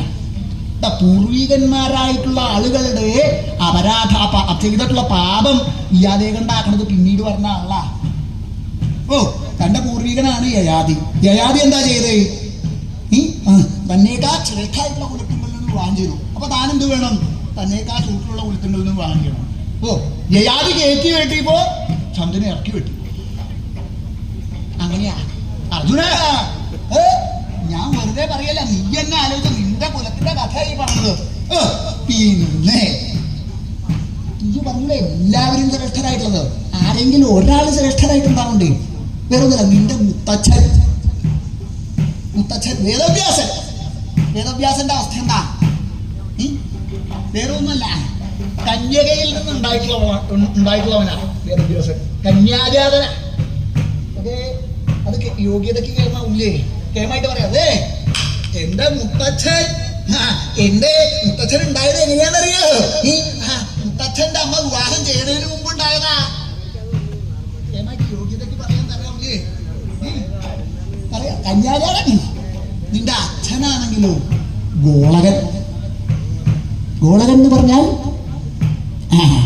ആ ഭർത്താവ് മരിച്ചതിന്റെ ശേഷം മറ്റൊരുത്തെങ്കിലും ഉണ്ടാവുന്ന പുത്രന്മാരെയാണ് ഗോളകൻ എന്ന് പറയാ. നിന്റെ അച്ഛൻ ഗോളകനാ. അപ്പൊ മുത്തച്ഛൻ കന്യാജാതൻ, അച്ഛൻ ഗോളകൻ. നിങ്ങളുടെ അവസ്ഥ നീ പറയണ്ട. എന്താ നിങ്ങൾ കുണ്ടന്മാരാ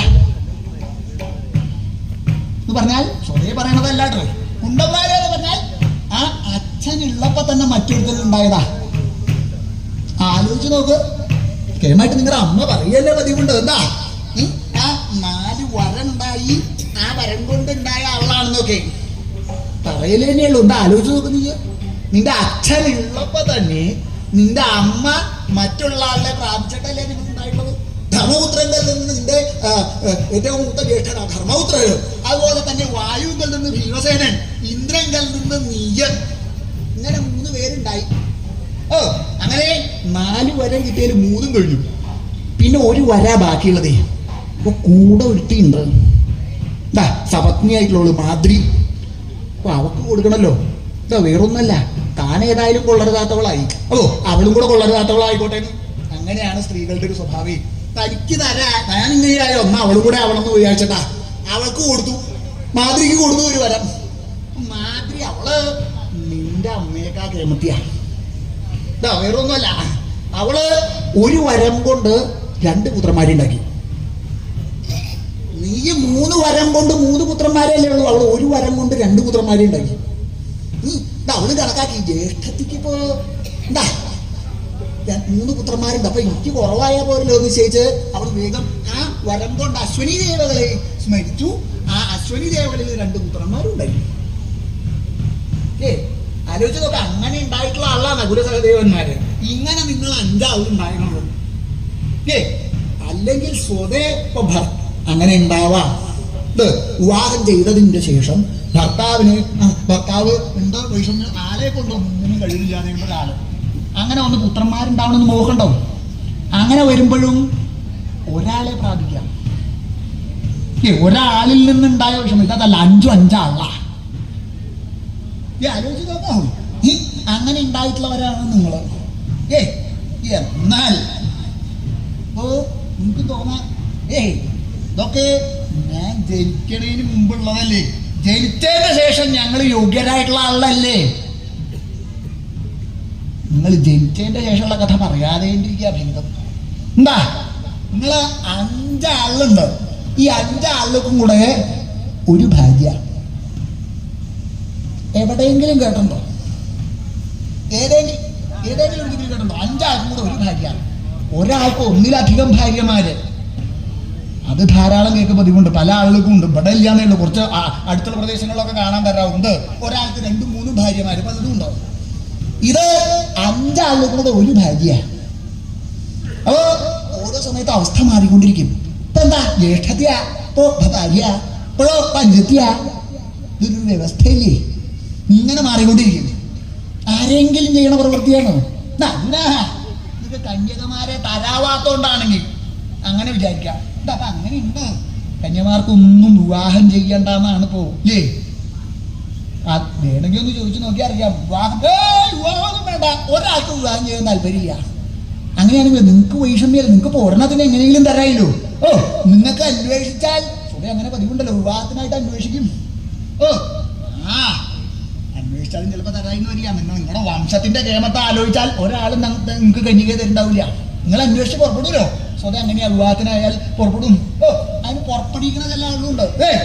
കഴിഞ്ഞിട്ടോ ഇന്ന ദിക്കിൽ ഇന്നൊരു കന്യകയുണ്ട്, വിചാരിച്ച് ഒന്ന് പോയി അന്വേഷിക്കാന്ന് പറഞ്ഞ കേമായിട്ട് നിങ്ങൾ പുറപ്പെട്ടല്ലോ. അവിടെ ചെന്ന് അങ്ങനെ അവിടെ നിൽക്കണ്ട, അങ്ങോട്ട് വരാം, ഇവിടെ കടന്നു വരാം, ഇവിടെ വരാം എന്ന് കേമായിട്ട് എഴുന്നള്ളിച്ചൊക്കെ കൊണ്ടിരുത്തി. അതെ എന്താ ഇപ്പൊ കേമായിട്ട് പുറപ്പെട്ടേക്കണത്? എന്താ വേറൊന്നുമല്ല, അവിടെ ഒരു കന്യകയുണ്ടെന്ന് അറിഞ്ഞപ്പോ വിവാഹത്തിന് വേണ്ടി ഒന്ന് ആലോചിച്ചാൽ കൊള്ളാമെന്ന് ചോദിച്ചു പുറപ്പെട്ടേക്കണതാ. വൈഷമ്യൊന്നുമില്ല. അതെങ്ങനെയാ വംശം? ഏതാ? സോമവംശം. സോമവംശം. നീക്ക് കയ്യും കെട്ടിയ ഇവിടെ ഇങ്ങനെ ഇരിക്കണ്ട. കൊളരാത്ത വംശത്തെങ്കിലേക്ക് ഒന്നും തരാനുള്ള കന്യകയൊന്നും ഇല്ല അവിടെ. ആരും കന്യകയെ തരില്ല. അങ്ങനെ ആയിട്ടാണ് നിങ്ങൾക്ക് 5 ആൾക്കും കൂടെ ഒരെണ്ണത്തിനെ തരായിരുന്നുണ്ടെങ്കിൽ അർജുന, എനിക്ക് നിന്റെ കാര്യം ആലോചിക്കുമ്പോൾ നമ്മ വിഷമം തോന്നുന്നുണ്ടോ? അതുകൊണ്ടൊരു കാര്യം ചെയ്യാ, നീ എന്റെ രാജധാനിയെങ്കിലും അങ്ങോട്ട് വരിക. ഞങ്ങൾക്ക് രാജധാനിയൊക്കെ ഉണ്ടേ, അവിടെ വന്ന് ഞങ്ങളുടെ അടുത്ത് യാചിക്കുക. 4 കന്യകയെ തരണേ എന്ന് യാചിക്കുക.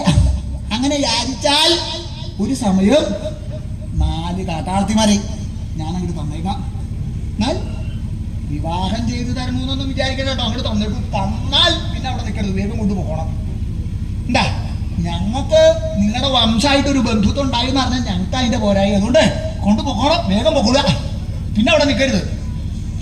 അതുകൊണ്ട് നമുക്ക് അങ്ങനെയല്ലേ ഉണ്ടാകാം. അർജുന കഷ്ടം തന്നെ പറയാനുള്ളൂ, അല്ലെങ്കിൽ ഇങ്ങനെ ലോകത്തെങ്കിലും വേറെ ആളില്ല.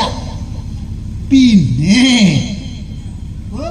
നിങ്ങൾ 5 ആൾക്കും കൂടെ ഒരു കന്യക ഒരു ഭാര്യ ഉണ്ടായിട്ട് നിങ്ങൾ എന്താ ചെയ്തത്? ആ ഭാര്യയെ വസ്ത്രാക്ഷേപം ചെയ്യാനായിട്ട് പുറപ്പെട്ടപ്പോ തുറച്ചു പിടിച്ച് നോയിക്കൊണ്ട് നിന്നു. ആരെങ്കിലും ഒരാള് എന്തെങ്കിലും ഒരു അക്ഷരം അറിയണ്ടായോ? ഇല്ല. സ്വതേ എത്ര കഴിവില്ലാത്ത ആളാണെങ്കിലും വേണ്ടില്ല, അവനോന്റെ ഭാര്യ ആരെങ്കിലും എന്തെങ്കിലും ചെയ്യണമെന്ന് കണ്ടാൽ വേഗം ചാടി പുറപ്പെടും. അവൻ ആയിട്ടല്ല എന്നാലും പുറപ്പെടുകയെ. നിങ്ങളൊന്നും ചെയ്തില്ല, തുറച്ചു പിടിച്ച് ഇങ്ങനെ നോക്കിക്കൊണ്ട് നിന്നു. ഇങ്ങനെ നിങ്ങളെ പോലെ വളരാത്തവന്മാരായിട്ട് വേറെ ആരും ഇല്ലാതെ വേണം പറയാൻ. ഓരോരോ നിന്ദാവാക്കുകൾ പറയാ. ഇതൊക്കെ പറഞ്ഞാൽ ആ അർജുന്റെ മനസ്സിൽ ദോഷം ഉണ്ടായിട്ട് അർജുനൻ യുദ്ധത്തിന് വരുമല്ലോ എന്ന് വിചാരിച്ചിട്ടാണ് ഭഗവാൻ ഇതൊക്കെ പറയണത്. ഇതൊത്ര പറഞ്ഞിട്ടും അർജുന് ഒരു മാറ്റമില്ല. അത് കണ്ടപ്പോഴാ ഭഗവാനും കഷ്ടേ, അത്രയൊക്കെ പറഞ്ഞിട്ടും എന്തെങ്കിലും ഒരു മാറ്റം ഉണ്ടോന്നു ഒരനക്കമില്ല. എന്താ വേണ്ടി ഇങ്ങനെ ആയോണ്ടായില്ല. ഒന്നും കൂടെ പറയുക ഞാൻ നിശ്ചയിച്ച് ഭഗവാൻ തന്റെ കഥ തന്നെ തന്നെ നിന്ദിച്ചു തുടങ്ങി. ഭഗവാന്റെ പ്രത്യേകത അറിയ വൈശിഷ്ട്യം എത്ര. ഭഗവാൻ ആ ഭക്തന് വേണ്ടിയിട്ട് തന്നെ തന്നെ നിന്ദിച്ചു പറഞ്ഞു തുടങ്ങി. ഓരോന്ന് പറഞ്ഞു തുടങ്ങി. അർജുന ഇതൊക്കെ സാരമില്ല. ഇപ്പൊ നീ ചെയ്യണത് എന്താ? ശിവനെ സേവിക്കുക. ഓ, ആരെങ്കിലും ഒരാൾ ചെയ്യണതാണോ? ഭഗവാൻ തന്നെ ഭഗവാനെ നിന്ദിക്കുക. ആരെങ്കിലും ഒരാൾ ശിവനെ സേവിക്കാൻ പുറപ്പെടുവോ? ശിവന്റെ അവസ്ഥ എന്തിനു വേണ്ടിയിട്ടായി സേവിക്കണത്? എന്തിനാ ഇപ്പൊ ഭഗവാനെ സേവിക്കാൻ പുറപ്പെടുന്നത്? എന്തിനാ? സേവിക്കണം എന്ന് വിചാരിച്ചിട്ടൊന്നുമല്ല. മനസ്സിലുള്ള ആഗ്രഹം അതൊന്ന് സാധിക്കണം. എല്ലാവരും അങ്ങനെ എന്നാണല്ലോന്നില്ല. സകല ആളിലും ചെന്നിട്ട് എന്താ ഇന്നത് ചെയ്തു തരണേ, ഇന്നത് സാധിക്കണേ എന്നാണ് മനസ്സിൽ വിചാരിക്കണത് അല്ലേ? അല്ലാതെ കണ്ട് മറ്റൊരാൾക്ക് ശ്രേയസ് ഉണ്ടാവുന്നു അങ്ങനെയാണോ? അല്ലല്ലോ. അവനോട് ശ്രേയസ് ഉണ്ടാവണം എന്ന് വിചാരിച്ചട്ടാ. നിനക്ക് വേറെ എത്ര ഈശ്വരന്മാരുണ്ടായിരുന്നു? ആരെങ്കിലും ഒരാളെ നിനക്ക് സേവിക്കാൻ തോന്നുന്നു? ഈ ശിവനെ തന്നെയല്ലേ സേവിക്കാൻ തോന്നിയത്? ശിവന്റെ നിലയ്ക്ക് ആലോചിച്ചാൽ ശിവന് പാകത്തിന് ഒരു ഭക്തൻ വേണമെങ്കിൽ അത് നീ തന്നെ ആവണം. നിന്റെ യോഗ്യത അതിന് പാകത്തിനല്ല. ശിവന് ഭക്തനായിട്ട് നീ തന്നെ വേണേ. വേറൊന്നുമില്ല. ശിവന്റെ അവസ്ഥ ആലോചിക്കുക.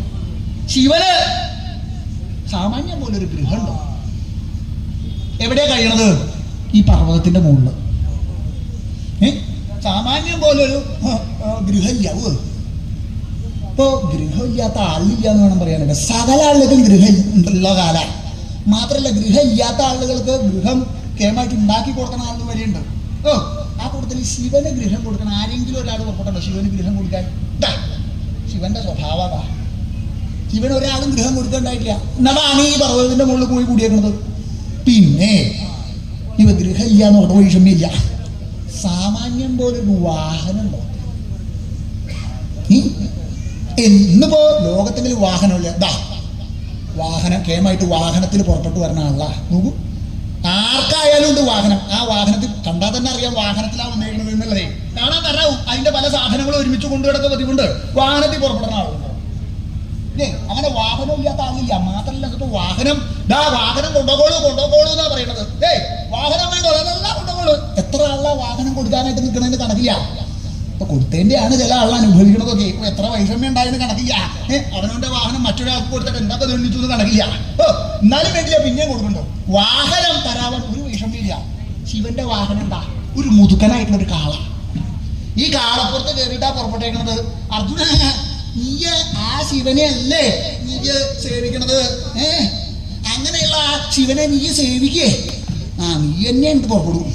മാത്രല്ല ആ ശിവന്റെ അവസ്ഥ എന്താ? ബ്രഹ്മാവിന്റെ ഒരു ശിരസങ്ങളുടെ അർത്ഥമുണ്ട്. ബ്രഹ്മഹത്യാപാപമുണ്ട്. മറ്റൊരാളുടെ ശിരസ് ഇല്ലാതെ ഉണ്ടാക്കിയിട്ടുണ്ട്. ബ്രഹ്മഹത്യാപാപം അത് ഉണ്ട്. അതുപോലെ തന്നെ സൽക്കർമ്മം കണ്ടാൽ തീരെ സുഖമല്ല ശിവന്. ആലോചിച്ച് നോക്കുക. ദക്ഷൻ സാമാന്യം പോലൊരു യാഗം നടത്താൻ പുറപ്പെട്ടതാ. ആ യാഗം ഈ പുറപ്പെട്ടിട്ട് ദക്ഷന്റെ അവസ്ഥ എന്താ? തന്റെ ശിരസില്ലാതെ കണ്ട ഇല്ലേ? വേറൊന്നുമല്ല. ദക്ഷൻ ചെയ്ത അപരാധം എന്താ? തന്നെ ക്ഷണിച്ചില്ല, ശിവനെ ക്ഷണിച്ചില്ല. യാഗം നടത്തുക എന്ന് പറഞ്ഞാൽ എത്രയാ അതിന്റെ പ്രാരാബ്ധം എന്ന് കണക്കില്ല. ആ പ്രാരാബ്ധത്തിന്റെ ഇടയ്ക്ക് ക്ഷണിക്കാനായിട്ടൊന്ന് അന്താവിച്ചു മറന്നു, അത്രേ ഉള്ളൂ. സാമാന്യം പോലെ ഒരാളാണെങ്കിൽ എന്താ വിചാരിക്കുക? ഒരു സൽക്കർമ്മം അല്ലേ നടക്കുന്നത്, വൈഷമ്യമില്ല. എന്നെ ക്ഷണിച്ചില്ലെങ്കിലും വൈഷമ്യമില്ല, അവിടെ നടന്നോട്ടെ, അങ്ങനെ വിചാരിക്കുക. ഇതല്ല, അവിടെ പോയി ഉപദ്രവിക്കേണ്ട. അത് സാമാന്യം പോലെ നടത്തുക എന്നുള്ളത് ഉണ്ടായില്ല. ആ സൽക്കർമ്മം അങ്ങോട്ട് മുടക്കി. ഇങ്ങനെയുള്ള ഒരാളെ അല്ലേ അർജുന നീ സേവിക്കാൻ പുറപ്പെടുന്നത്? അയ്യോ കഷ്ടം എന്ന് എനിക്ക് പറയാനുള്ളൂ. ഇങ്ങനെ ഭഗവാനെ തന്നെയാണ് നിന്ദിക്കേണ്ടായിട്ടുള്ളത്. അത് കേട്ടപ്പോ അർജുന നീ എന്താ പറഞ്ഞത്? എന്റെ ആ സേവാമൂർത്തിയായിരിക്കുന്ന ഭഗവാൻ ശ്രീപരമേശ്വരന്റെ പോലെ ഇങ്ങനെ നിന്ദിതനായിട്ട് ഒരാളില്ലാന്നോ? എന്നാ ഇനി ഇങ്ങനൊന്ന് പറയാൻ നിന്റെ നാവ് പൊങ്ങരുത്. ഇപ്പൊ കഴിക്കണന്റെ കഥ എന്ന് പറഞ്ഞ് അർജുനൻ ഭഗവാന്റെ നേരെ യുദ്ധത്തിനോട് പറഞ്ഞു. ഇതും പ്രതീക്ഷിച്ചതാണ് ഭഗവാൻ അവിടെ കഴിയുണ്ടായിട്ടുള്ളത്. അർജുനൻ യുദ്ധത്തിന് അങ്ങോട്ട് പുറപ്പെട്ട സമയത്തെങ്കിൽ അർജുനൻ തമ്മിൽ യുദ്ധം അങ്ങോട്ട് ആരംഭിച്ചല്ലോ. കിരാതനും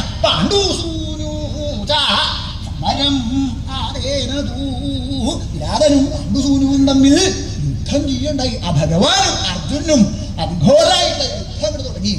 എന്നാൽ എങ്ങനെയുള്ളതായിരുന്നു ആ യുദ്ധം? സമരം സമമാവും എന്നുള്ളതാ. ആ ഒരുപോലെയായിരുന്നു അവർ യുദ്ധം ചെയ്യണ്ടായിരുന്നു. ആ യുദ്ധത്തിന്റെ അവസ്ഥ ആലോചിച്ചാൽ ഒരുപോലെയുള്ളതെന്ന് വേണം പറയാനായിട്ട്. എന്നാൽ ഭഗവാൻ എങ്ങനെയാ യുദ്ധം ചെയ്തത്? കാരുണ്യപൂരമൃദുലമായിരിക്കുന്ന ഹൃത്തിനോട് കൂടിയിട്ടാ. കാരുണ്യപൂരമായിരിക്കുന്ന മനസ്സ്, ആ കാരുണ്യാതിരേകം, കാരുണ്യത്തിന്റെ ആധിക്യം അത് മനസ്സിലുണ്ട്. എത്രയാ ഭഗവാന് അർജുനോടുള്ള കരുണാൻ കണക്കില്ല. തന്റെ ഭക്തനാണ് അർജുനൻ, തന്റെ ഉണ്ണി അർജുനൻ എന്ന് മനസ്സിൽ വിചാരിച്ചതാ യുദ്ധത്തിന് പുറപ്പെട്ടേക്കണതേ. അല്ലാതെ കണ്ട് സ്വതയുള്ള ആള് യുദ്ധത്തിന് ഇപ്പൊ കഴിക്കണം കഥ വിചാരിച്ചിട്ടല്ല പുറപ്പെട്ടേക്കണത്. അങ്ങനെയല്ല ഭഗവാൻ പുറപ്പെടും. മനസ്സിൽ കരുണയോട് കൂടിയിട്ടാ പുറപ്പെട്ടേക്കണത്. അർജുനോ രോഷാതിരേകകലുഷമായിരിക്കുന്ന ഹൃത്തിനോട് കൂടിയിട്ടാ. രോഷാതിരേകം എന്തൊന്നില്ലാതെ കൊണ്ടുള്ള കോപം മനസ്സിലുണ്ട്. കാട്ടാളൻ, ഒരു നിസ്സാരനായിട്ടുള്ള കാട്ടാളൻ, ആ കാട്ടാളൻ തന്റെ സേവാമൂർത്തിയെ നിന്ദിച്ചു പറഞ്ഞു. ശിവനെ നിന്ദിക്കേ. എന്നാൽ ഇപ്പൊ കഴിക്കണം കഥ എന്ന് വിചാരിച്ച് കോപിച്ചാ പുറപ്പെട്ടേക്കണത്. ഇങ്ങനെ ഒരുപോലെയാവുന്നത് താനല്ലേ പറഞ്ഞത്? ഇപ്പൊ ഒരുപോലെയാണ് യുദ്ധം. ഇങ്ങനെ ഒരുപോലെയാവുന്നത് ഒരുപോലെയായി. എന്താ വേറെ ഒന്നുമില്ല, യുദ്ധത്തിന്റെ അവസ്ഥ അതുപോലെയായി. എന്താണെങ്കിൽ യുദ്ധം കൂടെ ചെയ്യുമ്പോൾ തുടങ്ങിയ സമയത്തെങ്കിൽ കിരാത മഹാന്തം വിക്രമം കിരാതൻ മഹത്തായിരിക്കുന്ന വിക്രമത്തെ അല്പമായിട്ട് ആദാനം ചെയ്തു. അർജുനൻ തന്റെ സർവശക്തിയും പരാക്രമവും ഉപയോഗിച്ചിട്ടാണ് ഭഗവാന്റെ നേരെ യുദ്ധത്തിന് പുറപ്പെട്ടേക്കുന്നത്. അങ്ങനെ തന്റെ സകല ശക്തി ഉപയോഗിച്ച് ശരം പ്രയോഗിക്കണുണ്ടെങ്കിലും വേണ്ടില്ല ഭഗവാന്റെ ശരീരത്തിൽ അതങ്ങോട്ട് വന്ന് കൊണ്ടുപോകും. അല്പം ചെറുതായിട്ടേ തോന്നുള്ളൂ. ഭഗവാന് ഒരു പൂവ് നികത്ത് കൊണ്ട് വീണ എങ്ങനെയാണോ അതുപോലെ തോന്നുന്നു. എന്നാൽ അർജുന്റെ അവസ്ഥയോ അത് വേറെ തരത്തില്ല. അല്പം വിക്രമം പാണ്ഡുസൂനുവാകട്ടെ അല്പമായിരിക്കുന്ന വിക്രമത്തെ മഹത്തായിട്ട് അർഹന്നി. ഭഗവാൻ തന്റെ ഉണ്ണി അർജുനൻ അവന് വെള്ളമൊന്നും ഉണ്ടാവില്ല, ഒരു വേദന ഒന്നും ഉണ്ടാവില്ലെന്ന് നിശ്ചയിച്ച് പതുക്കെ പ്രയോഗിക്കുന്നുണ്ട്. അങ്ങനെ ഭഗവാൻ പതുക്കെയാണ് പ്രയോഗിക്കണമെങ്കിലും വേണ്ടിയ ഭഗവാന്റെ പ്രയോഗം ആ ചെറുതായിട്ടാണെങ്കിലും വേണ്ടില്ല അർജുന്റെ ശരീരത്തെങ്കിലും കൂടുമ്പോ അയ്യോ വലുതായിട്ടുള്ള ദണ്ണാണ് അർജുന് തോന്നണതേ. ഇങ്ങനെ യുദ്ധം തുടങ്ങി.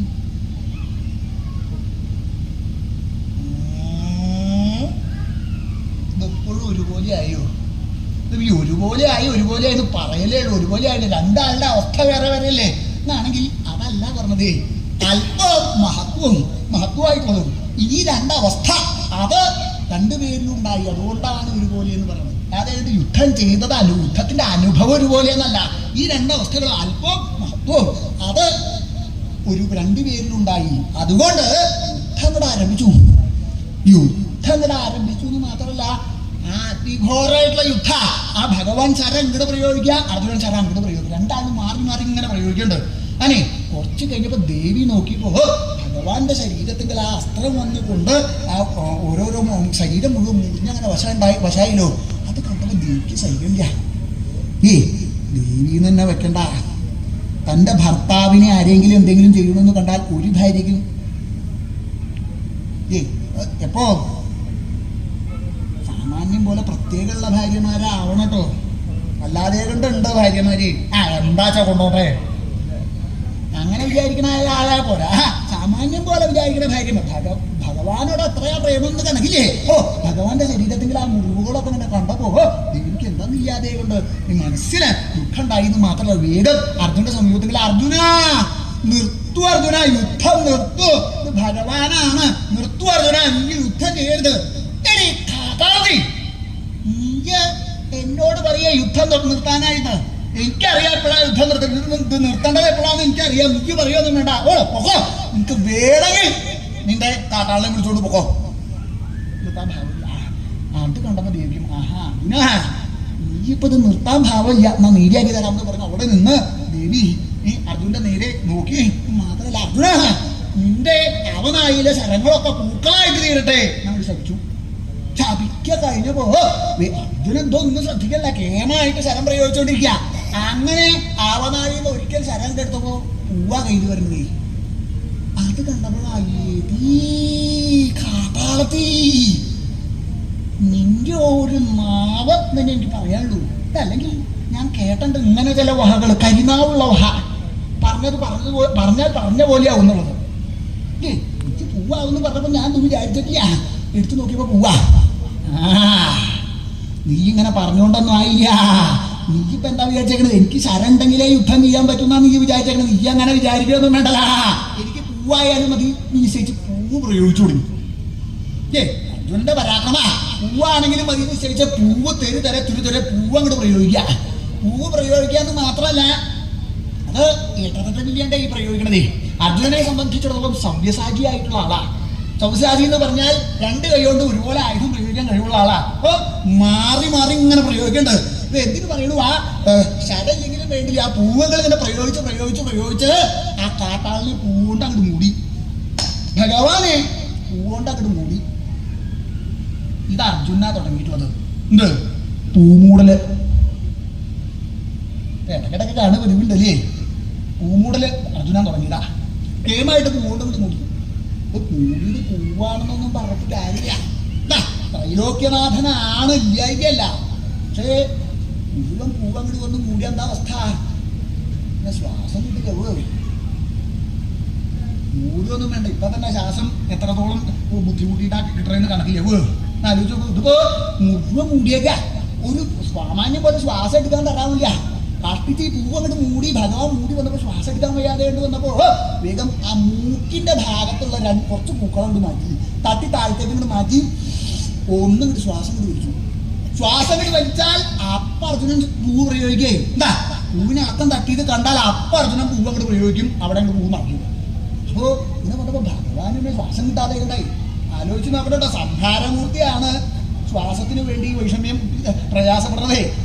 എന്ത് ചെയ്ത അർജുനൻ സമ്മതിക്കില്ല. പൂവ് അങ്ങോട്ട് ഇളകിയത് കണ്ടാൽ പൂവ് അങ്ങോട്ട് പ്രയോഗിക്കും. പൂവ് പ്രയോഗിച്ചാൽ ഈ മൂക്കിന്റെ അവിടെ നിന്ന് പൂവ് വീഴും. പൂവ് വീണാൽ ശ്വാസം എടുക്കാൻ തരാവില്ല. അങ്ങനെ വരുമ്പോൾ ഭഗവാൻ കൈകൊണ്ട് പൂവ് തട്ടി മാറ്റി ആദ്യം കുറച്ച് ശ്വാസം എടുത്താൽ ആദ്യം പൂവ് വരെ. കുറച്ച് കഴിഞ്ഞപ്പോൾ ഭഗവാൻ തോന്നി ഇനി ഇങ്ങനെ ഇരുത്താൻ ഏരിയാവില്ല.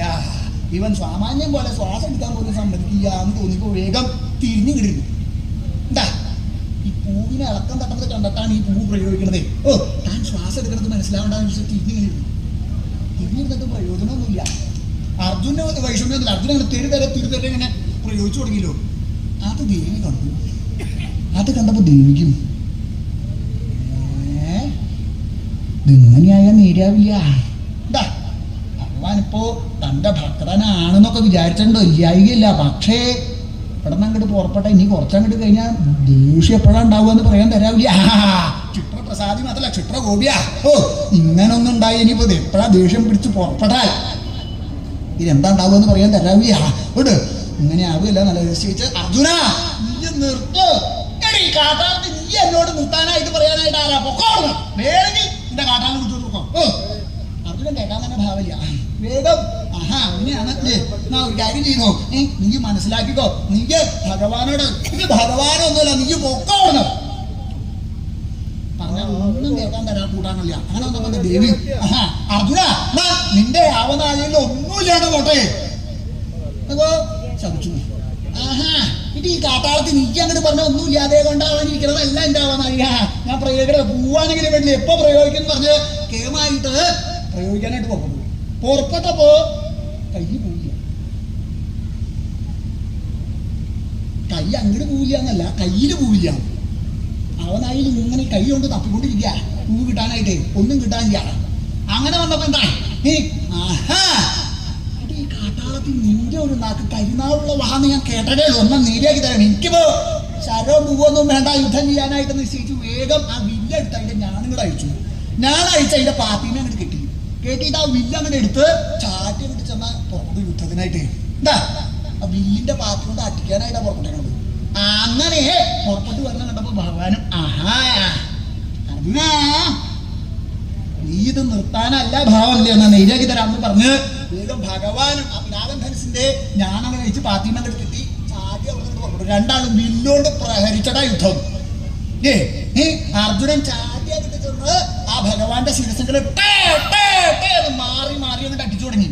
അങ്ങനെ അടിച്ചാൽ ഭഗവാൻ അപ്പൊ തിരിച്ചു തന്റെ ഭക്തൻ എങ്ങനെയാണോ തന്നോട് യുദ്ധം ചെയ്യണത് അതുപോലെ തിരിച്ച് യുദ്ധം ചെയ്യണമെന്ന് വിചാരിച്ചിട്ട് ആ ഭഗവാനും തിരിച്ചങ്ങോട്ട് അടിച്ചു തുടങ്ങിയല്ലോ. അങ്ങനെ പുറപ്പെട്ട സമയത്ത് കുറച്ച് കഴിഞ്ഞപ്പോൾ ദേവി നോക്കിയപ്പോ ഭഗവാന്റെ കണ്ണിന്റെ ഒരറ്റം ആ മൂന്നാന്തരക്കണ്ണിന്റെ ഒരറ്റം ചെറുതായിട്ട് ഇങ്ങനെ ചുവന്ന് വശാണ് നിൽക്കുന്നത്. ആക്കി കണ്ടപ്പോഴാണ് ദേവിക്കും ഇങ്ങനെ അങ്ങോട്ട് പോയാൽ നേരിയാവില്ല. എന്താ ആ മൂന്നാം ദുക്കണ്ണിലെ ചുവപ്പ് ആ കണ്ണിൽ മുഴുവൻ വ്യാപിച്ച് ചുവപ്പ് അങ്ങോട്ട് മുഴുവൻ വ്യാപിച്ച് ഒരു തീപ്പൊരി ഇങ്ങോട്ട് പുറത്തേക്ക് വന്നാൽ അതോട് കൂട്ടിയിട്ട് ലോകം ഇങ്ങോട്ട് നശിച്ചു വശാവുണ്ടാവുക. ഇനി അയാൾ നേരിയാവില്ല. ചുവപ്പ് അങ്ങോട്ട് വർദ്ധിച്ചാൽ നാശം ഉണ്ടാവും. ഇപ്പൊ അധികം പറയേണ്ട കാര്യമൊന്നുമില്ല. ഓ ചുവപ്പ് അങ്ങോട്ട് വ്യാപിച്ചാലേ പിന്നെ അവിടെ മുടിയുന്നുള്ളതായിട്ടുണ്ട്. ഉണ്ട് നീ ഇങ്ങനെ പുറപ്പെടുവിക്കുകയല്ല, യുദ്ധം ചെയ്യിക്കുകയല്ല നിശ്ചയിച്ചു വേഗം അർജുന നിർത്തു. അർജുന ഈ യുദ്ധം ചെയ്യരുത്, ഇത് ഭഗവാനാണ്, യുദ്ധം ചെയ്യരുത്, നിർത്തു. ഈ കാട്ടാളി ഭഗവാനാണെന്ന് നീ എന്നോട് പറയണ്ട. എനിക്ക് കണ്ടാ അറിയാം ഭഗവാൻ എങ്ങനെയുള്ള ആളാണെന്നൊക്കെ. ഈ കാട്ടാളല്ല ഭഗവാൻ, പൊക്കാൻ ചെയ്യണം. ഞാൻ നിർത്താൻ ഭാവമില്ല. വേണമെങ്കിൽ നിന്റെ കാട്ടാളിനെ പിടിച്ചോട്ട് പോക്കോ. അർജുനോട് പറയേണ്ട പ്രയോജനമില്ല എന്ന് കണ്ടപ്പോ വേഗം ഭഗവാന്റെ അടുത്തേക്ക് ഇങ്ങോട്ട് വന്നു. ഇവിടെ വന്ന് സ്വാമി എന്തിനാ അത് ഇങ്ങനെ യുദ്ധം ചെയ്യണത്? അങ്ങനെയൊക്കെ അറിയും അവന്റെ അഹങ്കാരമൊക്കെ ഇല്ലാതെ നിർത്തുവന്ന് അങ്ങ് അർജുനെ യുദ്ധം നിർത്തി അനുഗ്രഹിക്കൂ. പിന്നെ യുദ്ധം ചെയ്യേണ്ട ആവശ്യമുണ്ടോ? പാർവതി എനിക്കറിയാം എപ്പോഴാണ് നിർത്തണമെന്നൊക്കെ. പാർവതി പോകണം അത്രേ ഉള്ളൂ. പറഞ്ഞാൽ അവിടെ നിന്ന് വരും. ഇങ്ങനെ രണ്ടാളുടെ ഇടയിലും അങ്ങോട്ടും ഇങ്ങോട്ടും ഇങ്ങനെ ഓടി തുടങ്ങി. കുറച്ച് കഴിഞ്ഞ് നോക്കിയപ്പോ എന്താ വേറെ ഒന്നല്ല, ഇവര് യുദ്ധം നിർത്താനുള്ള ഭാവമൊന്നുമില്ല. അർജുനൻ ചാട്ടിയാക്കിട്ട് ചെന്ന് ഇതുകൊണ്ട് ചിരസിനൊരു പ്രഹരം അങ്ങോട്ട് പ്രഹരിക്കേണ്ടത്. മാറി മാറിയാ പ്രഹരിക്കണത്. അങ്ങനെ ആ പ്രഹരം അങ്ങോട്ട് കൊള്ളുമ്പോ എത്രയായാലും വേണ്ടില്ല കുറച്ച് കഴിഞ്ഞാൽ ഭക്തനാണെന്നുള്ളതൊക്കെ അങ്ങോട്ട് മറക്കുക. മനസ്സിൽ ദേഷ്യം അങ്ങോട്ട് വർദ്ധിക്കും. ദേഷ്യം വർദ്ധിക്കുമ്പോ ആ മൂന്നാം തൃക്കണ്ണിന്റെ അറ്റം അങ്ങോട്ട് ചുവന്ന് വശാവുന്നുണ്ട്. അത് കാണുമ്പോ ദേവിക്ക് ഭയം ആയാൽ ആദ്യം പുറത്തെ അങ്ങോട്ട് കൂടി ഇങ്ങനെ മാറി മാറി ഇങ്ങനെ പറഞ്ഞു തുടങ്ങി. കുറച്ച് കഴിഞ്ഞപ്പോഴാണ് ദേവിയും ശ്രദ്ധിച്ചത്. എന്താ അർജുന്റെ പ്രഹരി അത് ദേവി ശ്രദ്ധിച്ചു. നോക്കിയപ്പോ എന്താ മാറി മാറി ശിരസിലാക്കിക്കുന്നത്. ഓ ഭഗവാന്റെ ശിരസിലാണ് ഗംഗയുള്ളത്. ഓ ഈ ആറ്റി മുഴുവൻ കൊള്ളണത് ഗംഗയ്ക്കാ. ആക്കി കണ്ടപ്പോ ദേവി